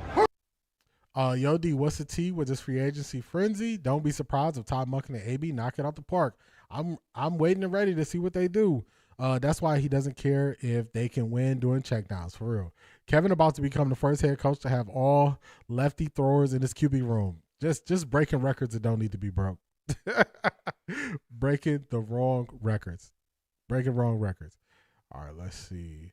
Let's keep so far the only thing I have is Alec Pierce. He is staying with the Colts? Yes, he's staying with the Colts. He got $116 million over 4 years. That's what I'm seeing so far. 49ers open to trading Trent Williams. All right, that's all we have so far. So Zedrick was right. That tampering period, they already were looking at guys before the tampering period was open. So far we just got Alec Pierce. 5 minutes in, we don't have that much yet, but we're waiting and watching. Well. Jessica Judy, you better get it together. Yeah, you got to get it together. And the Falcons ain't gonna win no games. Y'all just remember where you heard it here first. You heard it here first. What was it, February 6th? I told y'all the Browns will win more games than the Falcons. So just remember where you heard it. And the reasons why I said it. Also, did y'all see Bucky on IG posted the clip of Brendan Marion getting on the players, the one we reacted to last week, and somebody said it reminds them of when Shador would get on the players, and Bucky responded, Brendan Marion reminds him of like a older version of Shador. So I thought that was interesting. Kevin got some type of God complex because how do you go to Atlanta and we're talking about another QB competition? It don't make sense. I was a young manager in retail. And I thought I had to put my imprint on whatever I was doing. So sometimes that meant firing people, hiring people. And it seems like Kevin Stefanski is at that point. But what I realized, the first thing you should do is get to know everybody first, then make decisions afterwards. I learned that in my early 20s. Kevin Stefanski didn't learn that yet, I guess. He didn't learn it yet. Shout out to C.A. Anderson. This is a foolishness. Foolishness. Oh my God! Wow!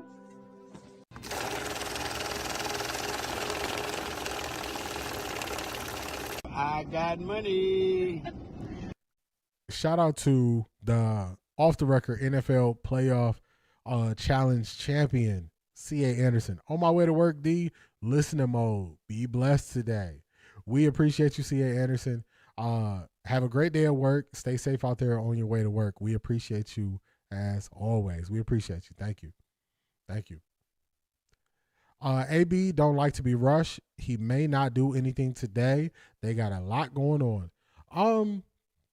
Yeah, I would agree he don't like to be rushed, but I don't know if it'll be rushed. Like if they say, oh, we re-signed Devin Bush. I don't know if that would be a rush because they already got him in house. That's if y'all want to know. I'm hoping that we get a lineman and we re-sign Devin Bush. That's what I want to hear. I'm not asking for much, y'all. I just want us to get a lineman and I want us to re-sign Devin Bush. That's what I want. That's my ask. That's not too much to ask. I'm just asking for a little bit. All right, let's see if we got any other news. Just the Alec Pierce news. All right, the Patriots are signing D lineman. Let's do this, y'all. Because we got stuff happening now. We got stuff happening. Let's get it up on the screen so y'all can actually see what we're talking about. So let me clean up some of these clips that we don't need, and then we're going to react to what's actually happening. So let me clean this up, and then we're going to get to it.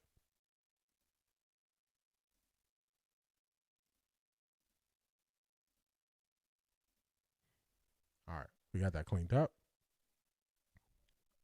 Now let's go here. Yeah, I want to see us get Devin Bush. That's what I want to see. That's what I want to see. So let's go home.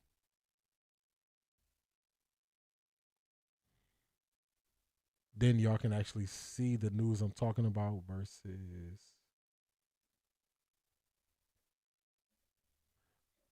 We do need Devin Bush. I would hate to see him go. Yeah, that's what I want to see.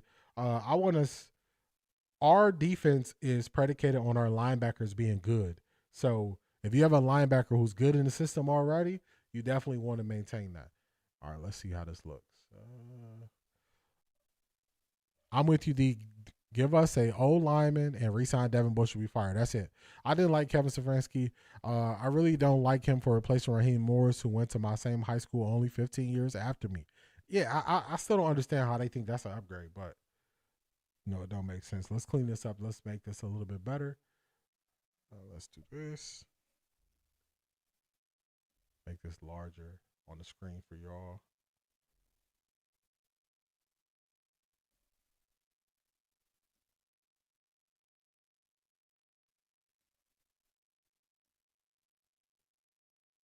All right, there we go. It's a better look. And now y'all can actually see what I'm talking about. So right here, now that's just somebody talking about the Raiders. But right here, you got the Alec Pierce news. We got some updates. Let's see what we got. 49ers got an issue with signing left tackle. The Raiders and QB Eric Stokes have agreed to a 3-year, $30 million deal, keeping a former first rounder in Las Vegas. He gets $20 million guaranteed. All right. That's the Alec Pierce news. This is the one I was starting to read, so I'll read it for y'all. Breaking the Patriots is signing D lineman linebacker Draymond Jones to a 3-year, $39 million contract. Jones was with the Titans and Ravens last year, notching career highs in sacks and QB pressures. Big ad for Vrabel, so the Patriots still spending money. Ooh, I'm not even going to mess his name up. I'm not going to mess his name up. Olamide Zaccheaus is signing with the Falcons. No Browns news yet, so we're going to.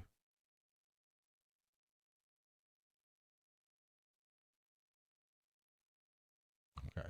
No Browns news yet, but we're going to keep this live. Trent Williams is who I was talking about.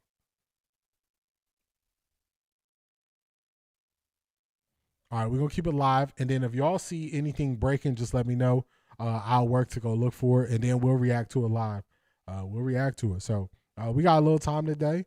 We just going to hang out, and we're going to look at this news as it's breaking.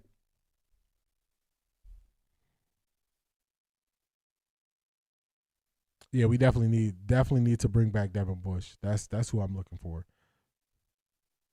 I know we can't fix everything in free agency, but if we can keep the defense intact as much as possible, and then we can grab some form of offensive lineman, because I'm telling y'all, going back and watching the film, doing breakdowns of Shador's footwork breakdown, and I'm focusing on Shador mainly, but I'm human, so I'm going to pay attention to the outcome of the play. Man, when I tell you, our offensive lineman was getting thrown around, pushed around, all of that. This deal was finalized last week. They should just make the new season start at the combine week. Yeah, it doesn't make sense. You know what they want to do, Zedric? They want to be able to have something happen every month. So if you look at it, you got the playoffs in January. You have the Super Bowl in February. You have the combine. Isn't the combine like, what was that, a week and a half ago? So at the very beginning of March, so I said end of February. Then March, you got the free agency legal tampering period.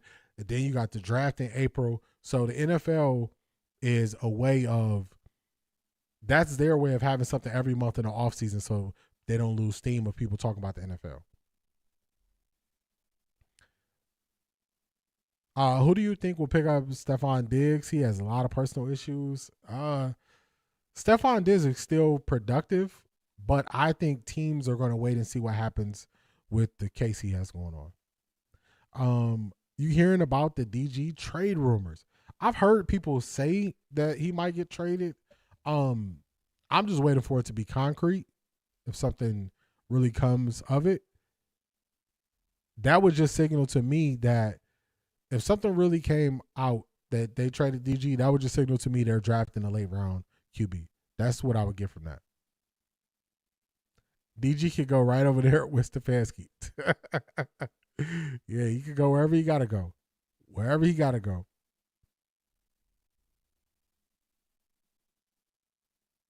I just find it funny that they claim that people only were allowed to talk in the last 15 minutes, but deals are already announced. So you telling me 15 minutes in, y'all already got the deals done? Come on, man. We don't believe you. We don't believe you. All right, we just waiting.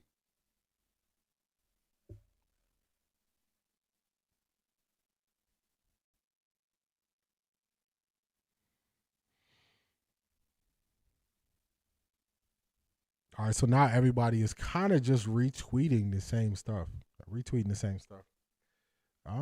We might just find some other stuff that we could get to, and then if news breaks, we can just jump to it.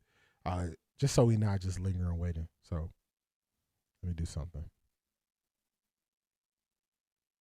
I did have another story with Emory Hunt. Let's see. Let me find it though.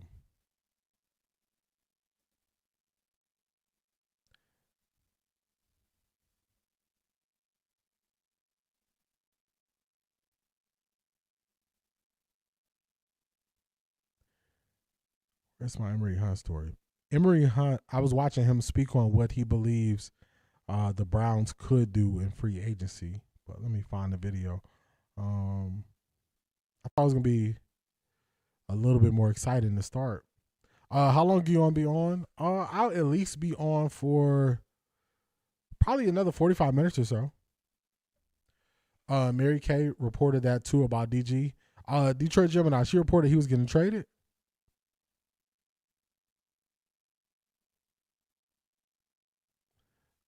Where's this Emory Hunt video I had?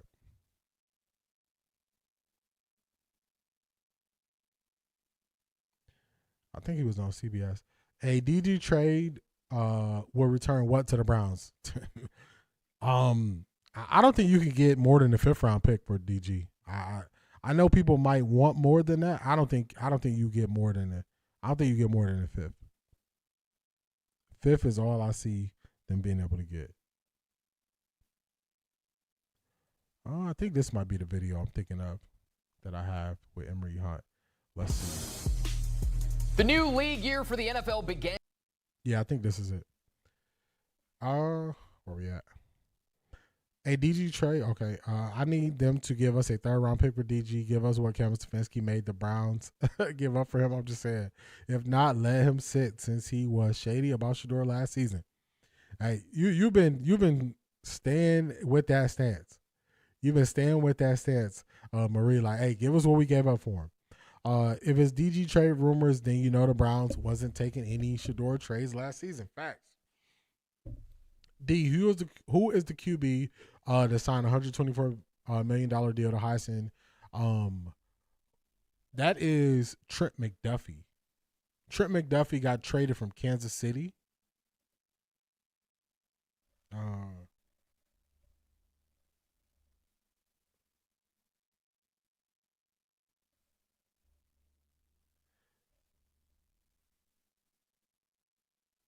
I don't see his ex. I know he put a post out about it.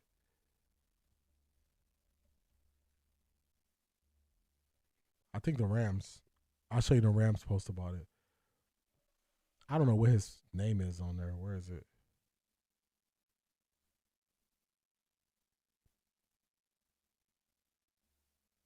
Rams. Y'all didn't talk about this? Y'all didn't post this? Let's go here.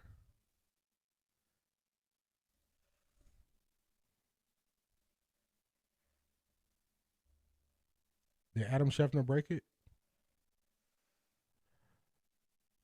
Who is the highest paid wide receiver? I just saw a list. We got to see what the number is for. That's 4 years. It might be. It's an extension though. It might be Alec Pierce. We got to see the breakdown of his years. I think the high number was 28 or 29 million. I think was the high number. I'm trying to find this Trent McDuffie news and his contract for Wet 11s. Here we go. Trent McDuffie. This is him right here. He got extended in LA. That you ask about Wet 11s. Mary Kay is all over the place these days. She's begging for some leaks, for real. Okay, I was just reading Matthew 17:19 this morning. I forgive him, but I remember, for real. Who is the highest paid wide receiver? I had to look it up for you. I remember seeing the list, but I think it might be Alec Pierce. Yes, she did, and they was selected late round QB in the draft. She said it on Earl DePearl show. Maybe they listening. All she care about is the quarterback. Like, that's not real football. That's more like fantasy football talk where you're only talking about the quarterback. There's so many more moving parts. So many more moving parts. There are only 3 left-handed QBs in the NFL, and Kevin Stefanski could have all of them, for real.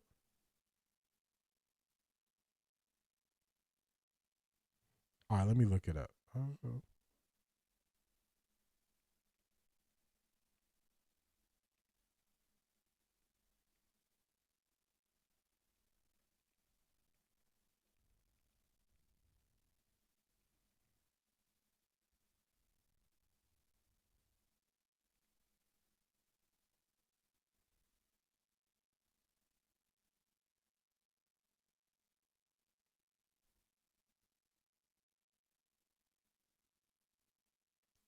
No, that's the DBs.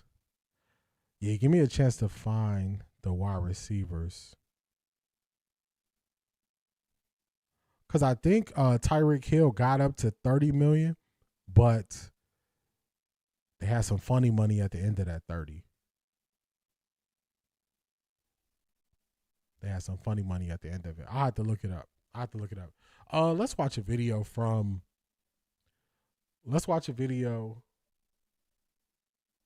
Emory Hunt while we wait on the news. Here we go. While we wait on news to drop. Ends on Wednesday, but before that, teams get a 52-hour legal tampering period beginning at noon on Monday to begin negotiations with agents of unrestricted free agents. So why don't we have a little bit of fun and play a game of bold predictions for free agency with a man whose middle name might.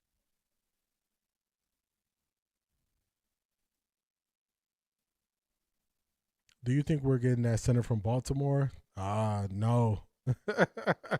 I would love to get the center from Baltimore. I think he's going to cost too much, and if all things are equal, he might just stay in Baltimore. Be bold. CBS Sports NFL analyst Emory Hunt. Emory, first of all, love the quarter zip, and I know you've been in the lab concocting 5 bold additions that will make fans of these teams clamor for Emory Hunt to be their next GM.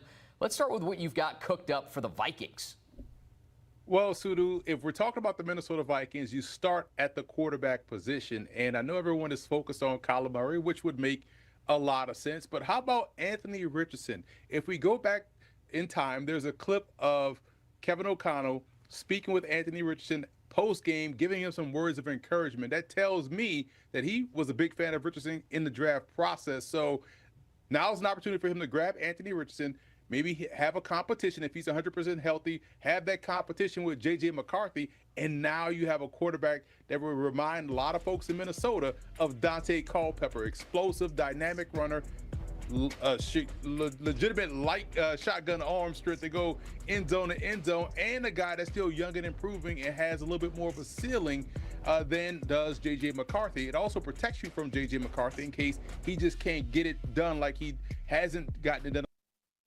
All right, I don't know if it's just on my end.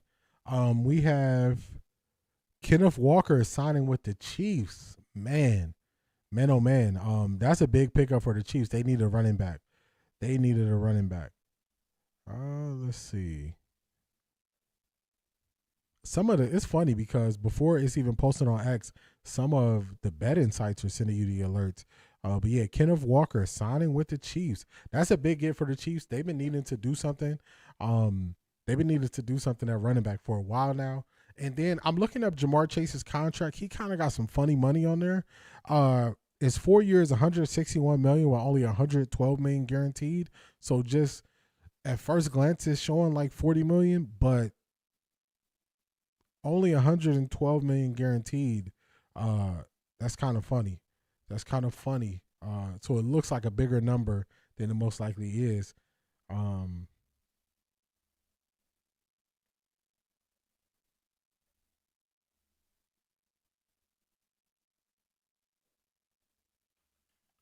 Let's see. Where's the number? So Alec Pierce got 4 years and $116 million. So if you're looking at the guarantees, then it might be Alec Pierce. He might have Jamar Chase beat on the guarantees. Let's look at this. Kenneth Walker signing with the Chiefs. You win a Super Bowl. They don't sign you back. And now you are going to the Chiefs. Hey, win your Super Bowl, get your Super Bowl MVP, end up with a legacy mark on your career, and then you go there. So that's good. Where we at? It's the name for the legal tampering. It's crazy. What's up with our center? Is he healthy? Definitely not coming back. Both our centers, I think, got hurt. So Ethan Pochich, I think, was his Achilles, and Luke Whippler, I think it was something with his leg, but he should be healthy. So we got Luke Whippler, but I want to see us add more at center. You can't go into the season with one center. You definitely need multiple guys who can step in at center. I look at Jamar Chase differently after he spit on that player. That's one of the worst things you could do to someone. I agree with that. I like that for Anthony Richardson. Yeah, this is Emory Hunt making sense. Him saying Anthony Richardson could be going to Minnesota makes a lot of sense. Other people throwing everybody else on other teams, it makes most sense there. And the quarterback, the head coach, Kevin O'Donnell was showing praise and showing love to Anthony Richardson. I think I showed you that a couple months ago. I think the Vikings will be a good spot for Anthony Richardson. I agree. Is Patrick Mahomes the highest paid QB? No, I believe that is Josh Allen is the highest paid, I think. Just off the top of my head. Why wouldn't the Seahawks sign him back? They probably think he's going to cost too much, and they probably thinking Cabernet can probably step into that role, is my guess. They believe that his system, I guess they believe that position is system over player. That's my guess. Where we at? They haven't had a running back like him since Jamal Charles. Yeah, the closest thing they had was rookie Kareem Hunt. Rookie Kareem Hunt was probably the best they had in a while. Wow, who else did they have a running back for the Seahawks? Yeah, Cabernet. Dallas messed up by not closing the deal with Maxx Crosby. I think Jerry would have spent the money, but his son, Steven, not so much. The Dallas Cowboys, I believe they are just, they're making some mistakes with how they handle stuff off the field. I not like off the field like bad, but just the decisions they're making.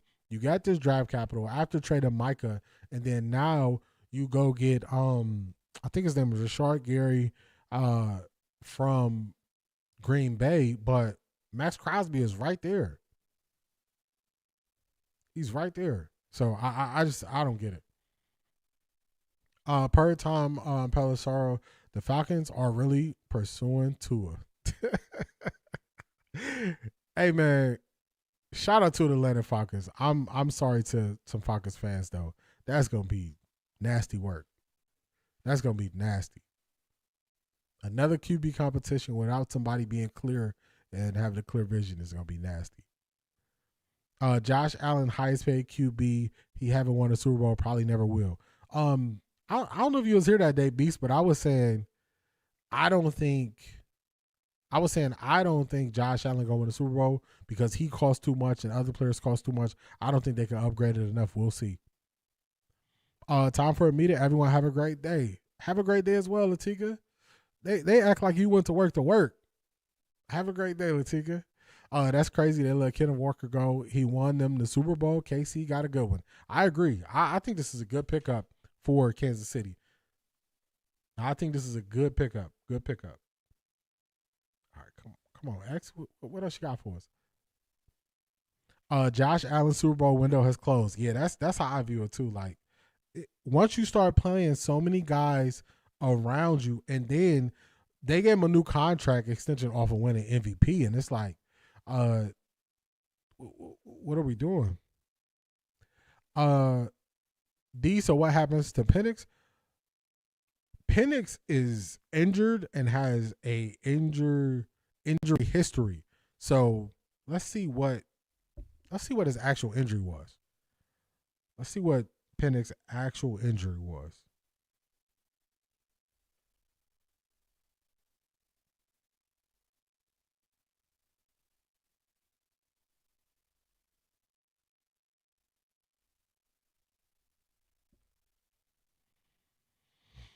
Let's see what it was. Yeah, I know he's injured. I'm trying to. Oh my goodness. So torn ACL week 11. That's a year. Torn ACL week 11. They gotta get somebody else at quarterback to start the season. They gotta get somebody else. Somebody else. Torn ACL week 11. November. You put just add on a year from that. Yeah, they got to get somebody else at quarterback due to his injury. And also, I know he was injured a couple of times in college too. I don't think Lamar will either. He not winning the Super Bowl. Lamar is the tricky one because Lamar is kind of stepping up. It's like this year, even stuff crumbled kind of around Lamar. It kind of crumbled around Lamar because Lamar drove them up to win the game versus Pittsburgh, and the kicker missed the kick. I give Lamar a better shot than I give Josh Allen.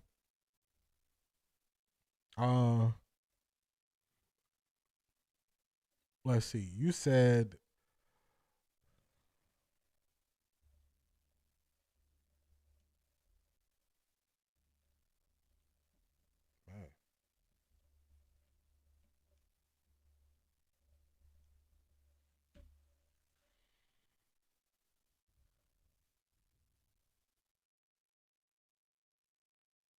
oh, here you go, right here.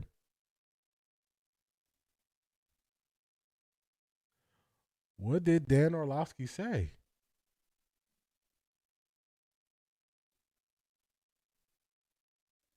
Let's see what he said. Because Lamar directly responded to it. Dan, get in here.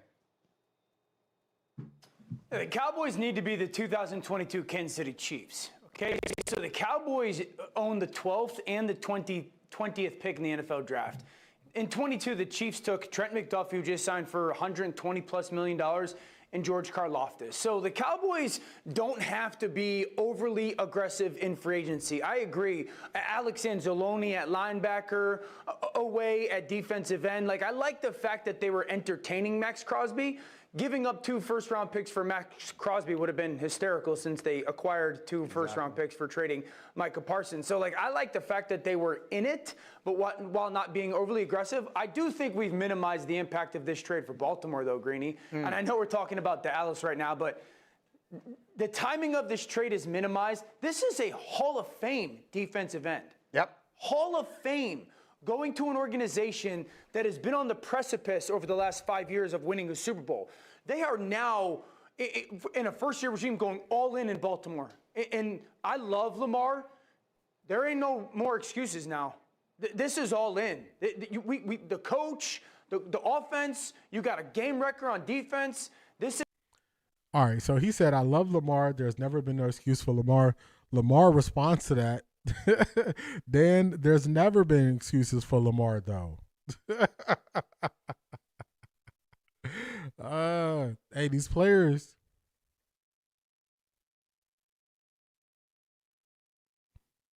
What does this even mean?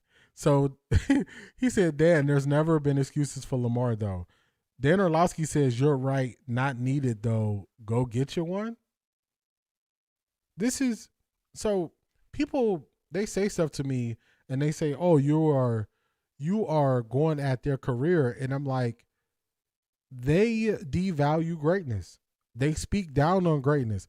They are talking about, like, Dan Orlowski, when did you lead your team to a Super Bowl? When did you lead your team to a Super Bowl? When did you go get one?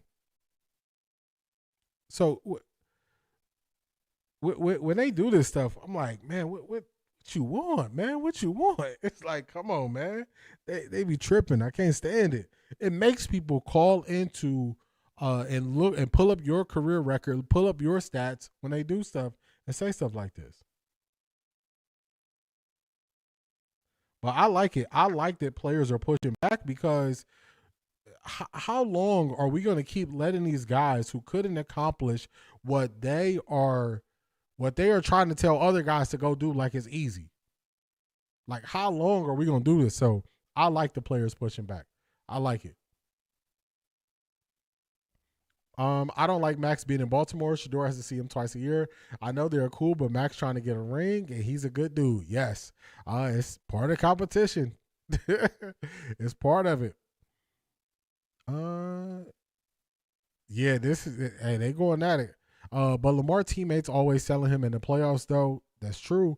It used to be on Lamar. I think Lamar had some performances early in games to kind of put the behind a ball, but lately, last 2 years, his teammates let him down in games that they could have won at the end.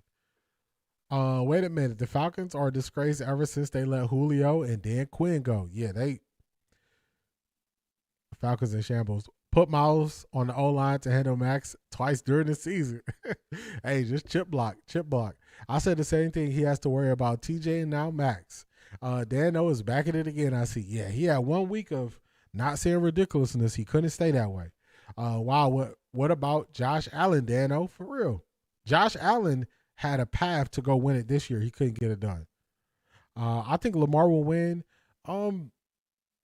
It's hard to project out if a player will win. Once you are looking at their talent, you got to look at how their team is built financially. And when a player goes and grabs a heavy chunk of that money like Josh Allen did, you're just not going to be able to put talent around you. So the way to get talent is you got to do it through the draft. But like Buffalo doesn't have a good history of draft. So that's why I believe that the window is closed for them.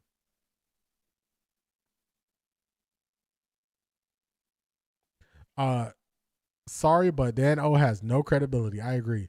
When he was running in the other team's end zone, for real, they love to pin it on one player. Dan O has no credibility. It's always the backup and the practice squad players who are the loudest. Shaking my head, for real.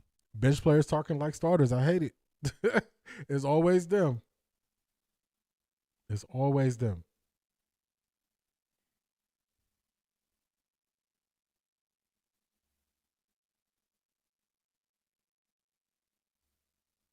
All right, just scooping through.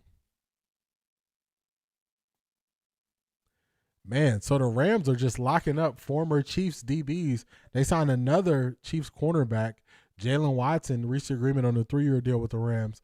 The Rams definitely wanted to upgrade their secondary. All right, so Kenneth Walker got a 3-year deal, $45 million max, $14.35 million per year, $28.7 million is fully guaranteed. So $28 million guaranteed. I see why he did it.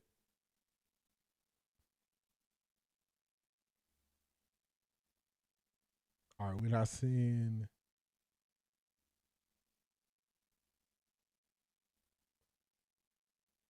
All right, nothing new yet. Nothing new yet. We still looking and seeing.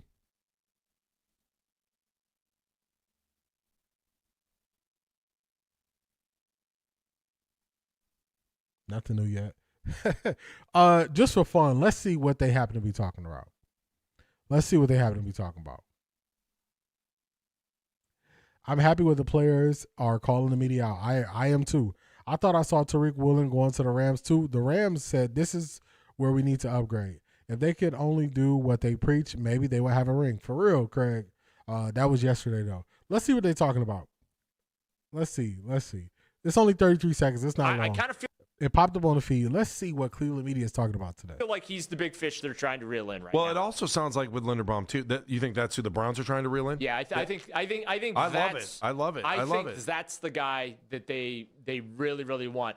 And how high are they going to go? Because now I'm hearing, Rappaport said this yesterday, and then I heard this later in the day that Las Vegas keeps driving up the price on this. And Rappaport said yesterday, the insiders on NFL Network, Tyler Linderbaum will become the NFL's highest paid center, with Baltimore, the Raiders, and the Commanders, with others still circling. That's why. All right, so let's talk about Tyler Linderbaum, hoping that the Browns can get him. Not a bad conversation there, but he's definitely going to be the highest paid. He's going to be the highest paid center. For sure, he's going to be signing for that amount.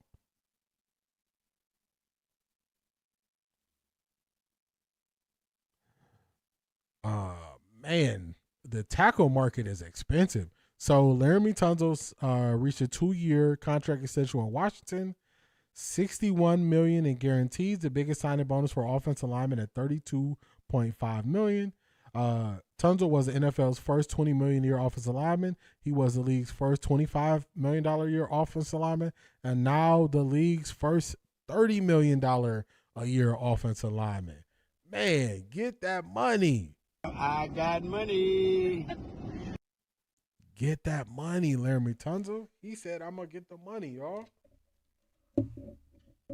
He breaking the right record. He is breaking the right records. That's what you want to be known for. You getting that bag. First at 30, first at 20, first at 25, and first at 30. I got money. Get the money.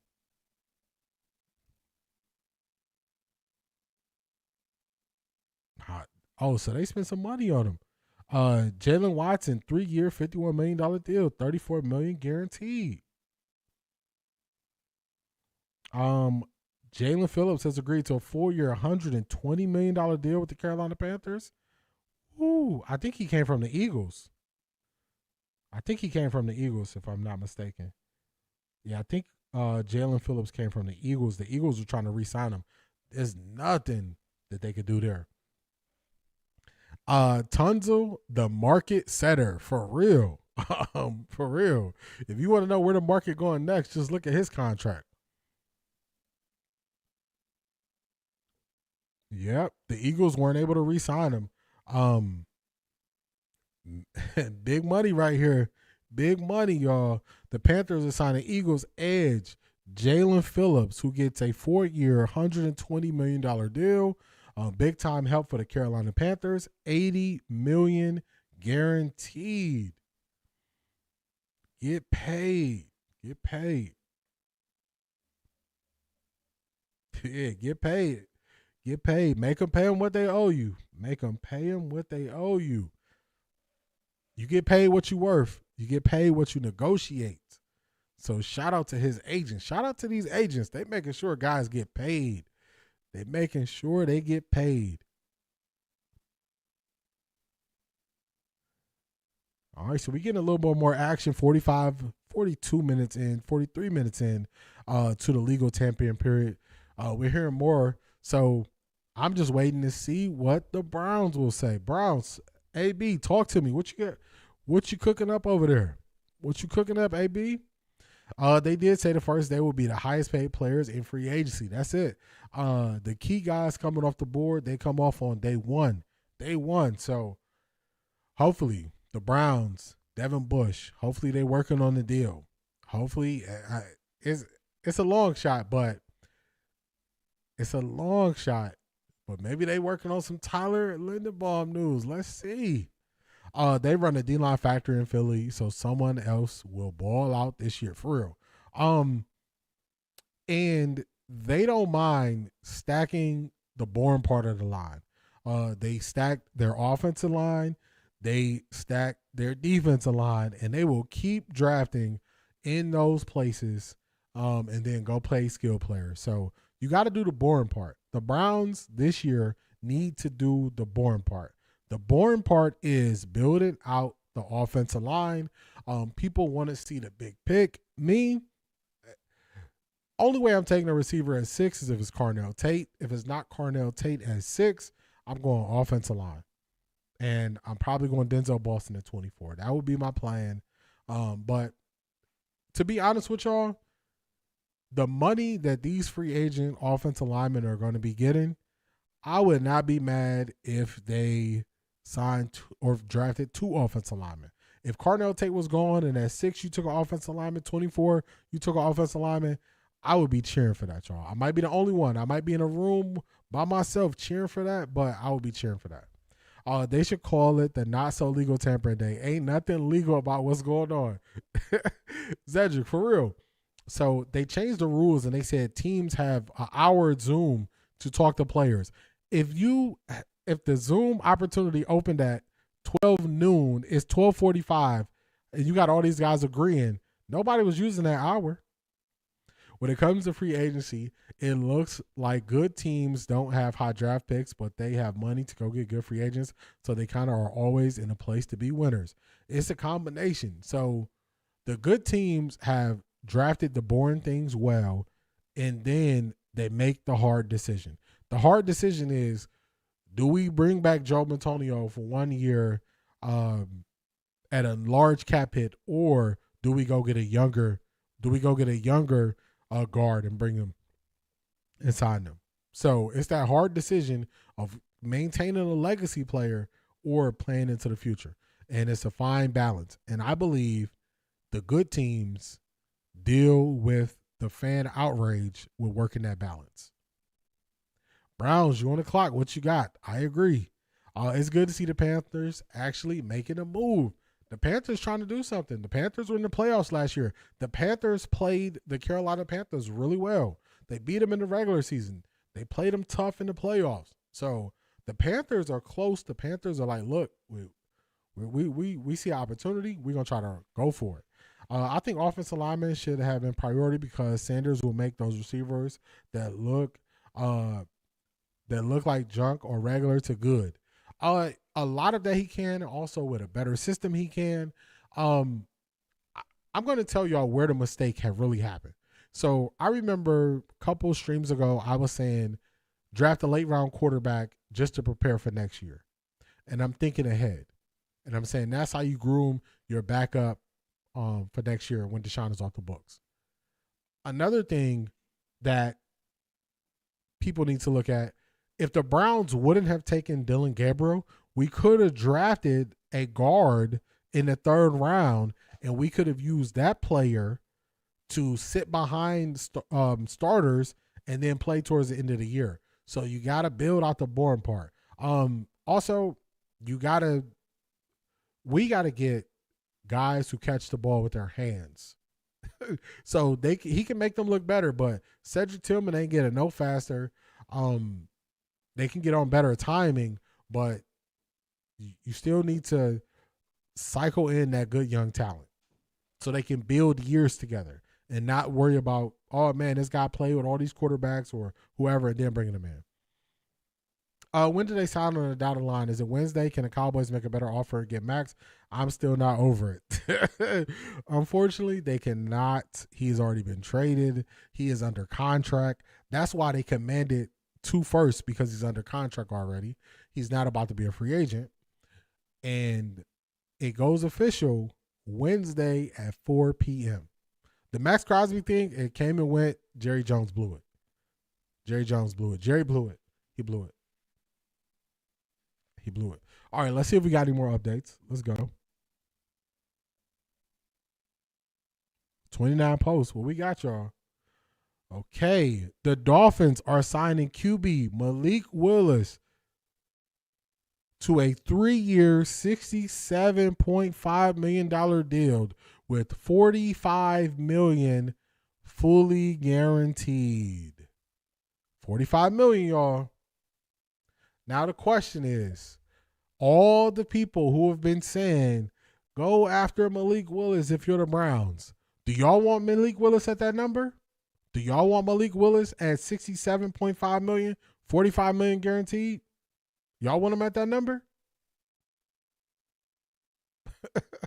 I don't, and I never did. So Malik Willis off the board. We don't got to have that conversation no more. Shout out to Malik. Get your money. This your opportunity. Go do your thing. Just not in Cleveland. Wow. Michael Pittman is being traded to the Steelers. Wow. Man, the Steelers they always figuring out a way to get receivers, man. They always are. Yeah, C. Brown Run, I'm right there with you. I don't want him for that. He's not better than Tua.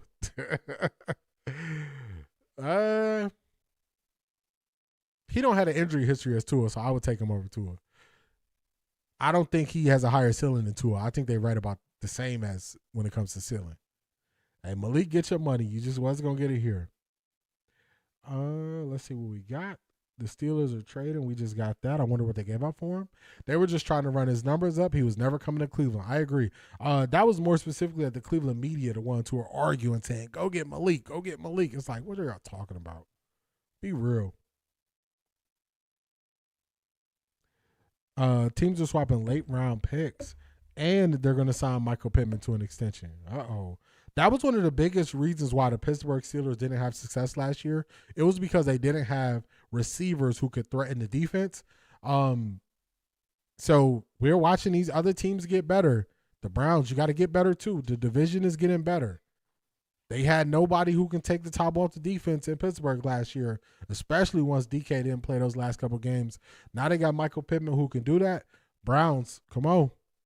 Come on. AB, where you at? Hey, this thing on? AB, where you at? AB, come on now.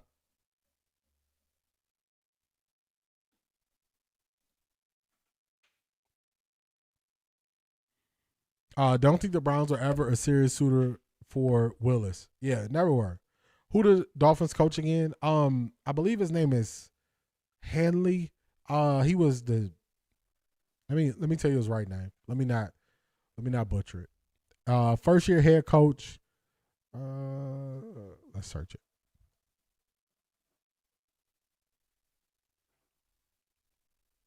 He came from Green Bay though.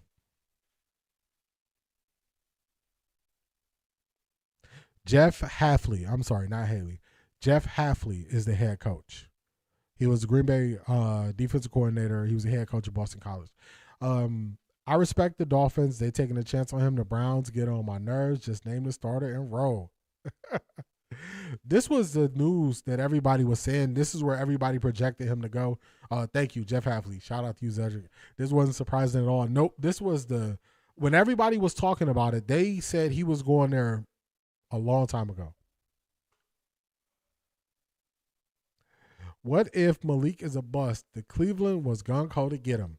Yeah, I wish him the best. I just knew he wasn't fit. The Dolphins are spending a lot of money at the QB position. Yes, they are. Look at how much it's going to cost. Look at how much it's going to cost him in the QB room. $100 million basically for Tua for the next 2 years, and then add on another $67 million, which really you just want to count the 45, which is the guaranteed.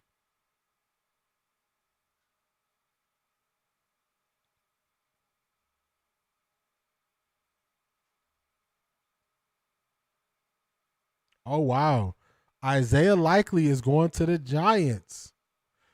The Browns re-signed cornerback Tony Brown. I wonder why he ended up leaving the team last year. He's going to be a special teams player. Also, friend of Shador. All right, so Isaiah Likely, we're waiting to see what his money is looking like. I know some people wanted us to go after Isaiah Likely, but I think this is going to be a big number. So we're going to see how much it's going to cost. This is a big loss for the Baltimore Ravens. We're going to see what his number is once we get it.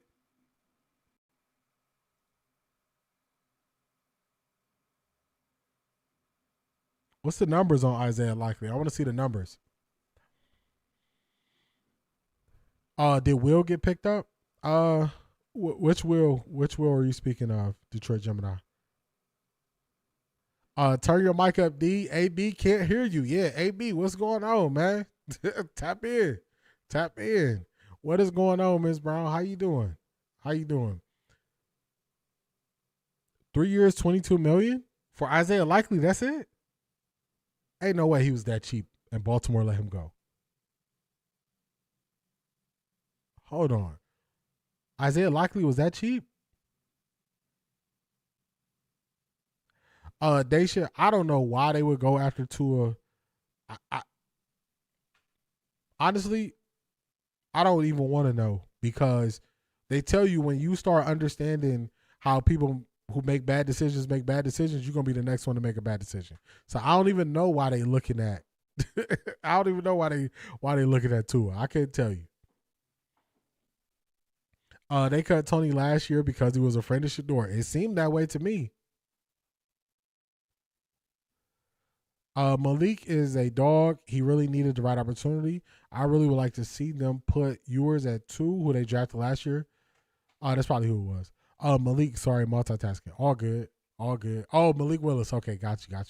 No, the Browns ain't got it. We on a budget. And they better go through the couch cushions, look at the cushions in their cars. They better scrape something, put something together. Everybody tap in. Everybody put in on it. We need to upgrade, y'all. The teams in the division are upgrading. We need to upgrade. No, I was talking about Malik. I meant $22 million a year, less than what I thought for, but fair enough. Okay, got you. Okay, I was going to say, if that's Isaiah Likely, I would say, what? Okay, got you. Yeah, I think I was saying I thought he was going to be in the $20 million a year range. Okay, AB, now sign Bush, John Shiloh for special teams. Come on, AB, we waiting. AB, come on, man. Where you at? All right, let's refresh this, see what we got going.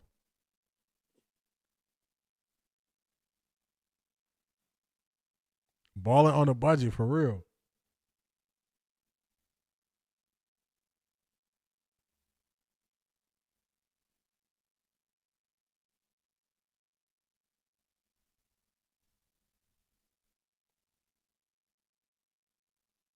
All right, so the Isaiah Likely deal, I remember somebody said the Browns should go after Isaiah Likely, and I said he's going to be expensive.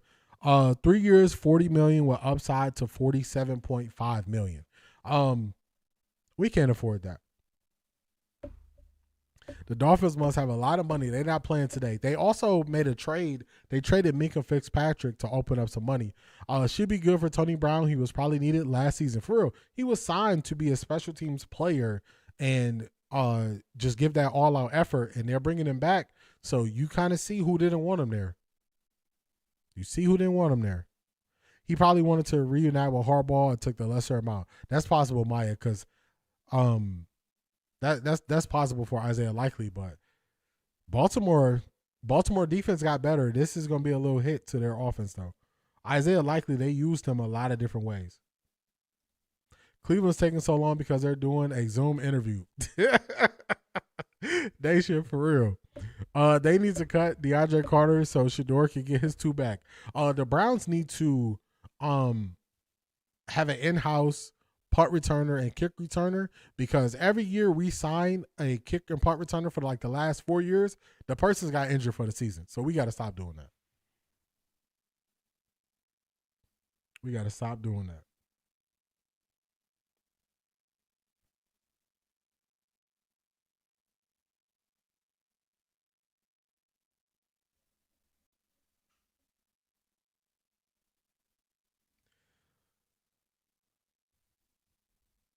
Steelers are signing Pittman to a 3-year, $59 million year deal. Ooh.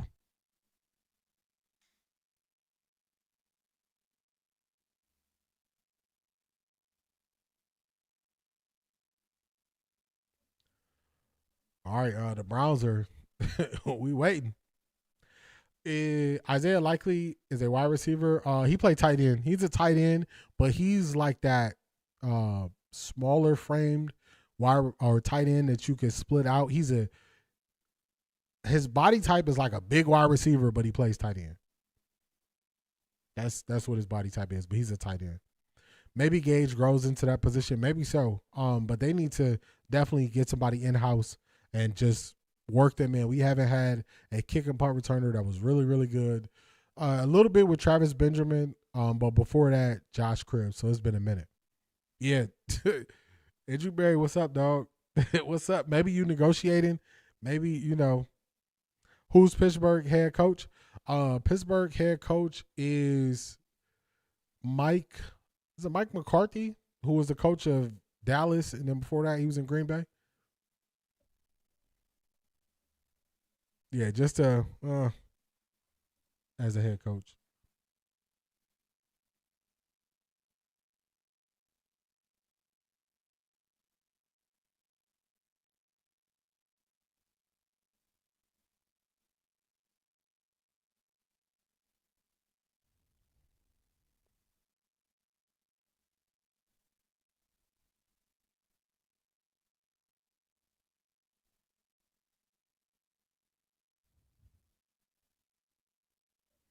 All right, we waiting. Y'all know what this feel like? Y'all remember on Christmas and like everybody opening their gifts, and it's always that one kid who kind of wait to open their gifts last after everybody open their stuff. That's what I feel like. I feel like we the kid that's getting our gifts last, and we're just waiting to open our gifts. And we just out here waiting. So come on, what's up? make some stuff happen, y'all. Make it happen, AB. Make it happen. Make it happen. Where we at? The way we've been giving DeAndre Carter a problem about his number, he started a tussle with us in the comments. For real. Yeah, he was not feeling that. He started bringing up old pictures of him wearing number 2. I think when he was in Pee Wee, but he never wore it when he was in the NFL. What up, everybody? Asante, what's going on? Dolphins just signed Malik, $45 million guaranteed. Yeah, that's another one off the board that we don't got to hear about. All I'm hearing is crickets. For real. Browns, what y'all got for us?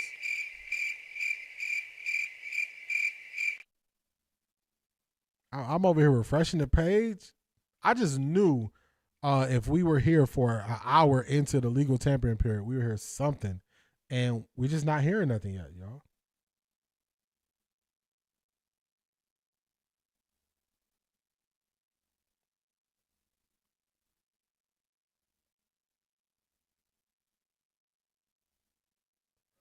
Yeah, we just not hearing anything yet. We waiting. We're waiting. Just crickets over here, y'all.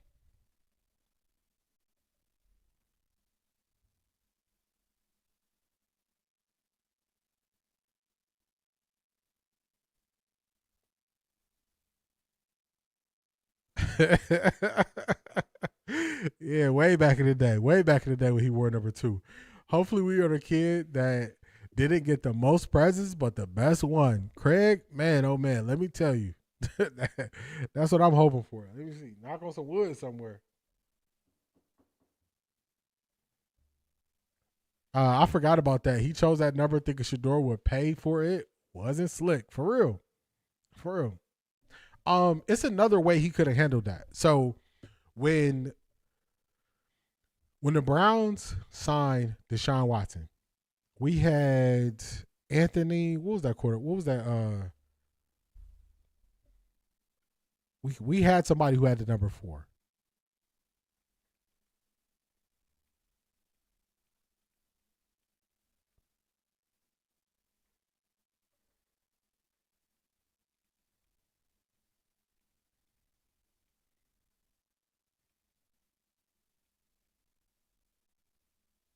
Let me search this real quick.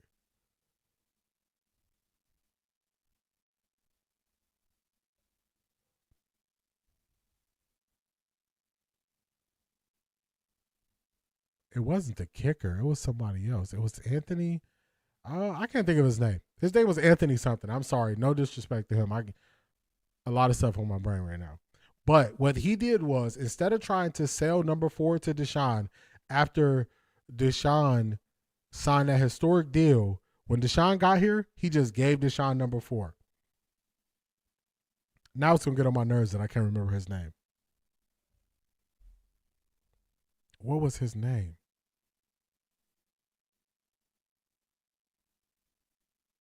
I got to find his name now. He gave Deshaun number 4, and by him giving it to him, Deshaun bought him a Rolex.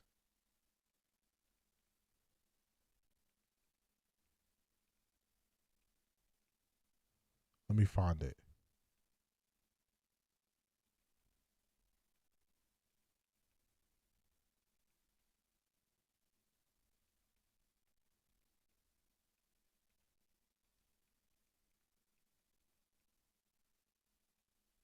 I don't know why it slipped my mind. It might be a battle trying to get those old linemen. We believe in you. AB, get it done. Yes. Anthony Walker. Anthony Walker was who it was. Anthony Walker had number 4. He switched to number 5. Deshaun Watson bought him a Rolex as a gift for him giving him the jersey number. Carter could have did something similar with Shador, but instead he tried to charge him, and Shador was like, "I'm cool." The number don't make Shador. He makes the number. He will make 12 legendary. I think he'll be fine with 12, but I would say it's a possibility he go back to 2. I think it's a possibility. I hope Shador can get the 2 back. Yeah, it's just something about the 2. Y'all notice he didn't get no custom 12 chain made. He still got that 2 though. Let me see if I can find it real quick. Let's see. Had the Browns picked up anybody? Beast, I haven't seen them pick up nobody yet. We still waiting.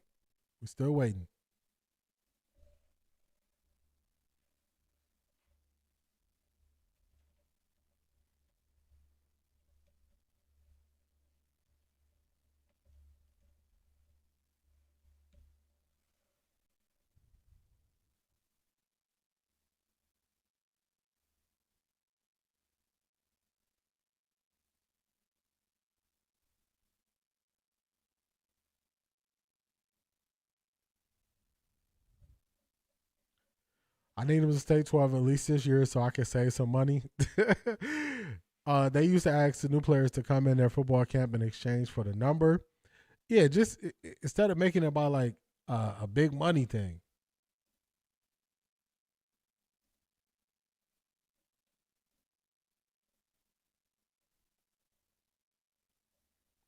Yeah, I can't find it. It was years ago. I'm going to try to look for it to see if I can find it.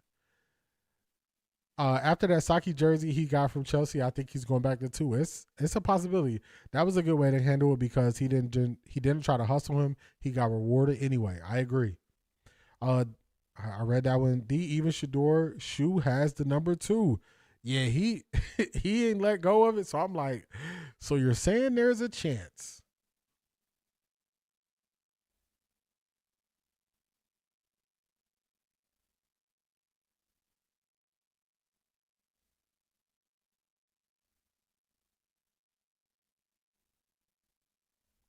see if I can find it.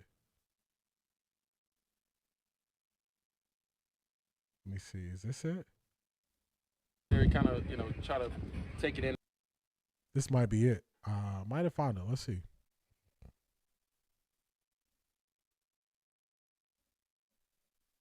This might be the video. I'm not sure, but we're going to check. As a rookie, learning a new system, being around new guys, the locker room and everything like that. So obviously going into that second year with a lot of the same faces and a lot of, Hold on.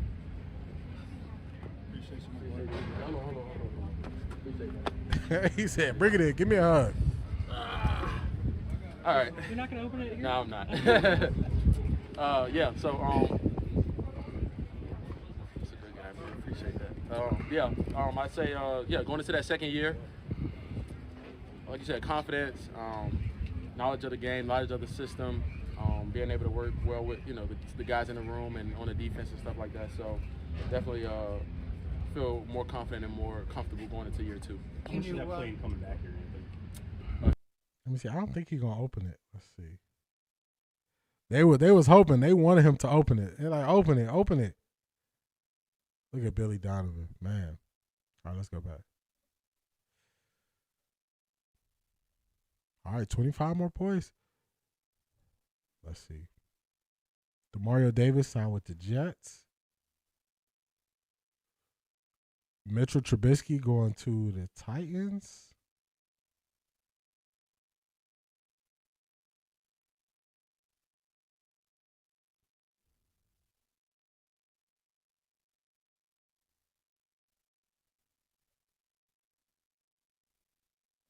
All right, still nothing.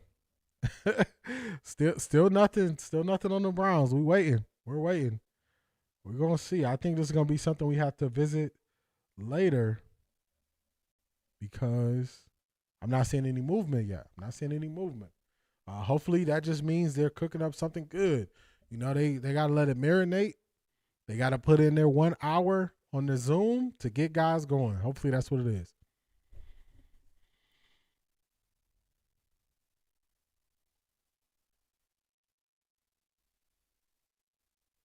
I wonder if Shador investing in Chelsea team in London. That's a possibility. Keeping it real. If he goes back to 2, I'm getting it 2 for real.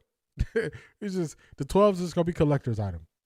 The guy that has 2 now, is he that good? He may not be there in future years.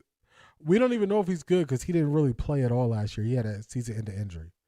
CO7 111. What's going on? Late, but I was listening while driving. Stay safe out there. Appreciate you. This has been one of those like old school style streams where we were riding and waiting for the opportunities or waiting to hear what the Browns have done. And we just not getting it. I'm over here hitting refresh. So this is something that we're going to be looking forward. We're going to be looking forward to the Browns making some type of announcements, seeing where guys are going. I'll be active in the Patreon chat. Y'all know that. And then we'll hopefully by Wednesday we get to react to somebody that the Browns have signed. I told y'all my wish list is Devin Bush and also an offensive lineman. That's it. I'm not asking for much, man. Make it happen, AB. Make it happen. So we're going to wrap this. The Browns are going to sneak us with late night deals for real. We're going to wrap this up right here, put a bow on it. Another great stream. Shout out to all of y'all for being here. Shout out to Wet 11s. Shout out to C. Anderson. Both of y'all supporting the stream. Shout out to our champion. Shout out to our winner of the OffThaRecordDee NFL Challenge. D, go to their page. The Browns. Browns got something? What the Browns do?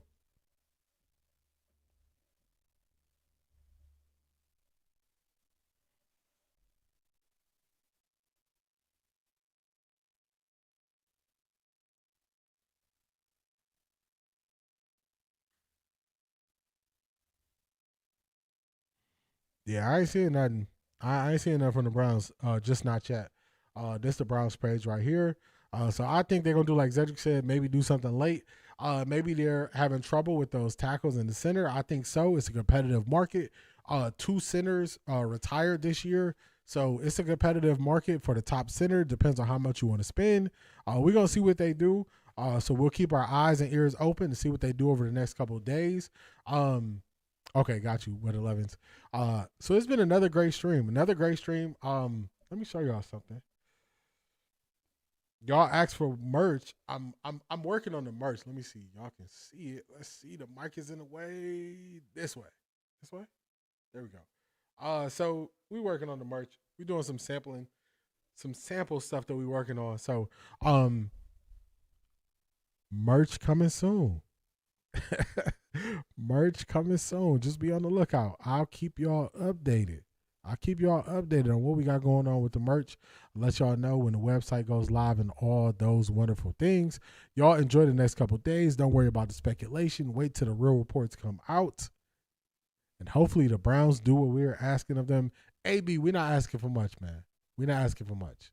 Just do what needs to be done. Please. Please. So it's been real. Another great stream. I appreciate my time with y'all. As always, have a wonderful day. Like, comment, subscribe. I will see y'all Wednesday. Peace, everybody.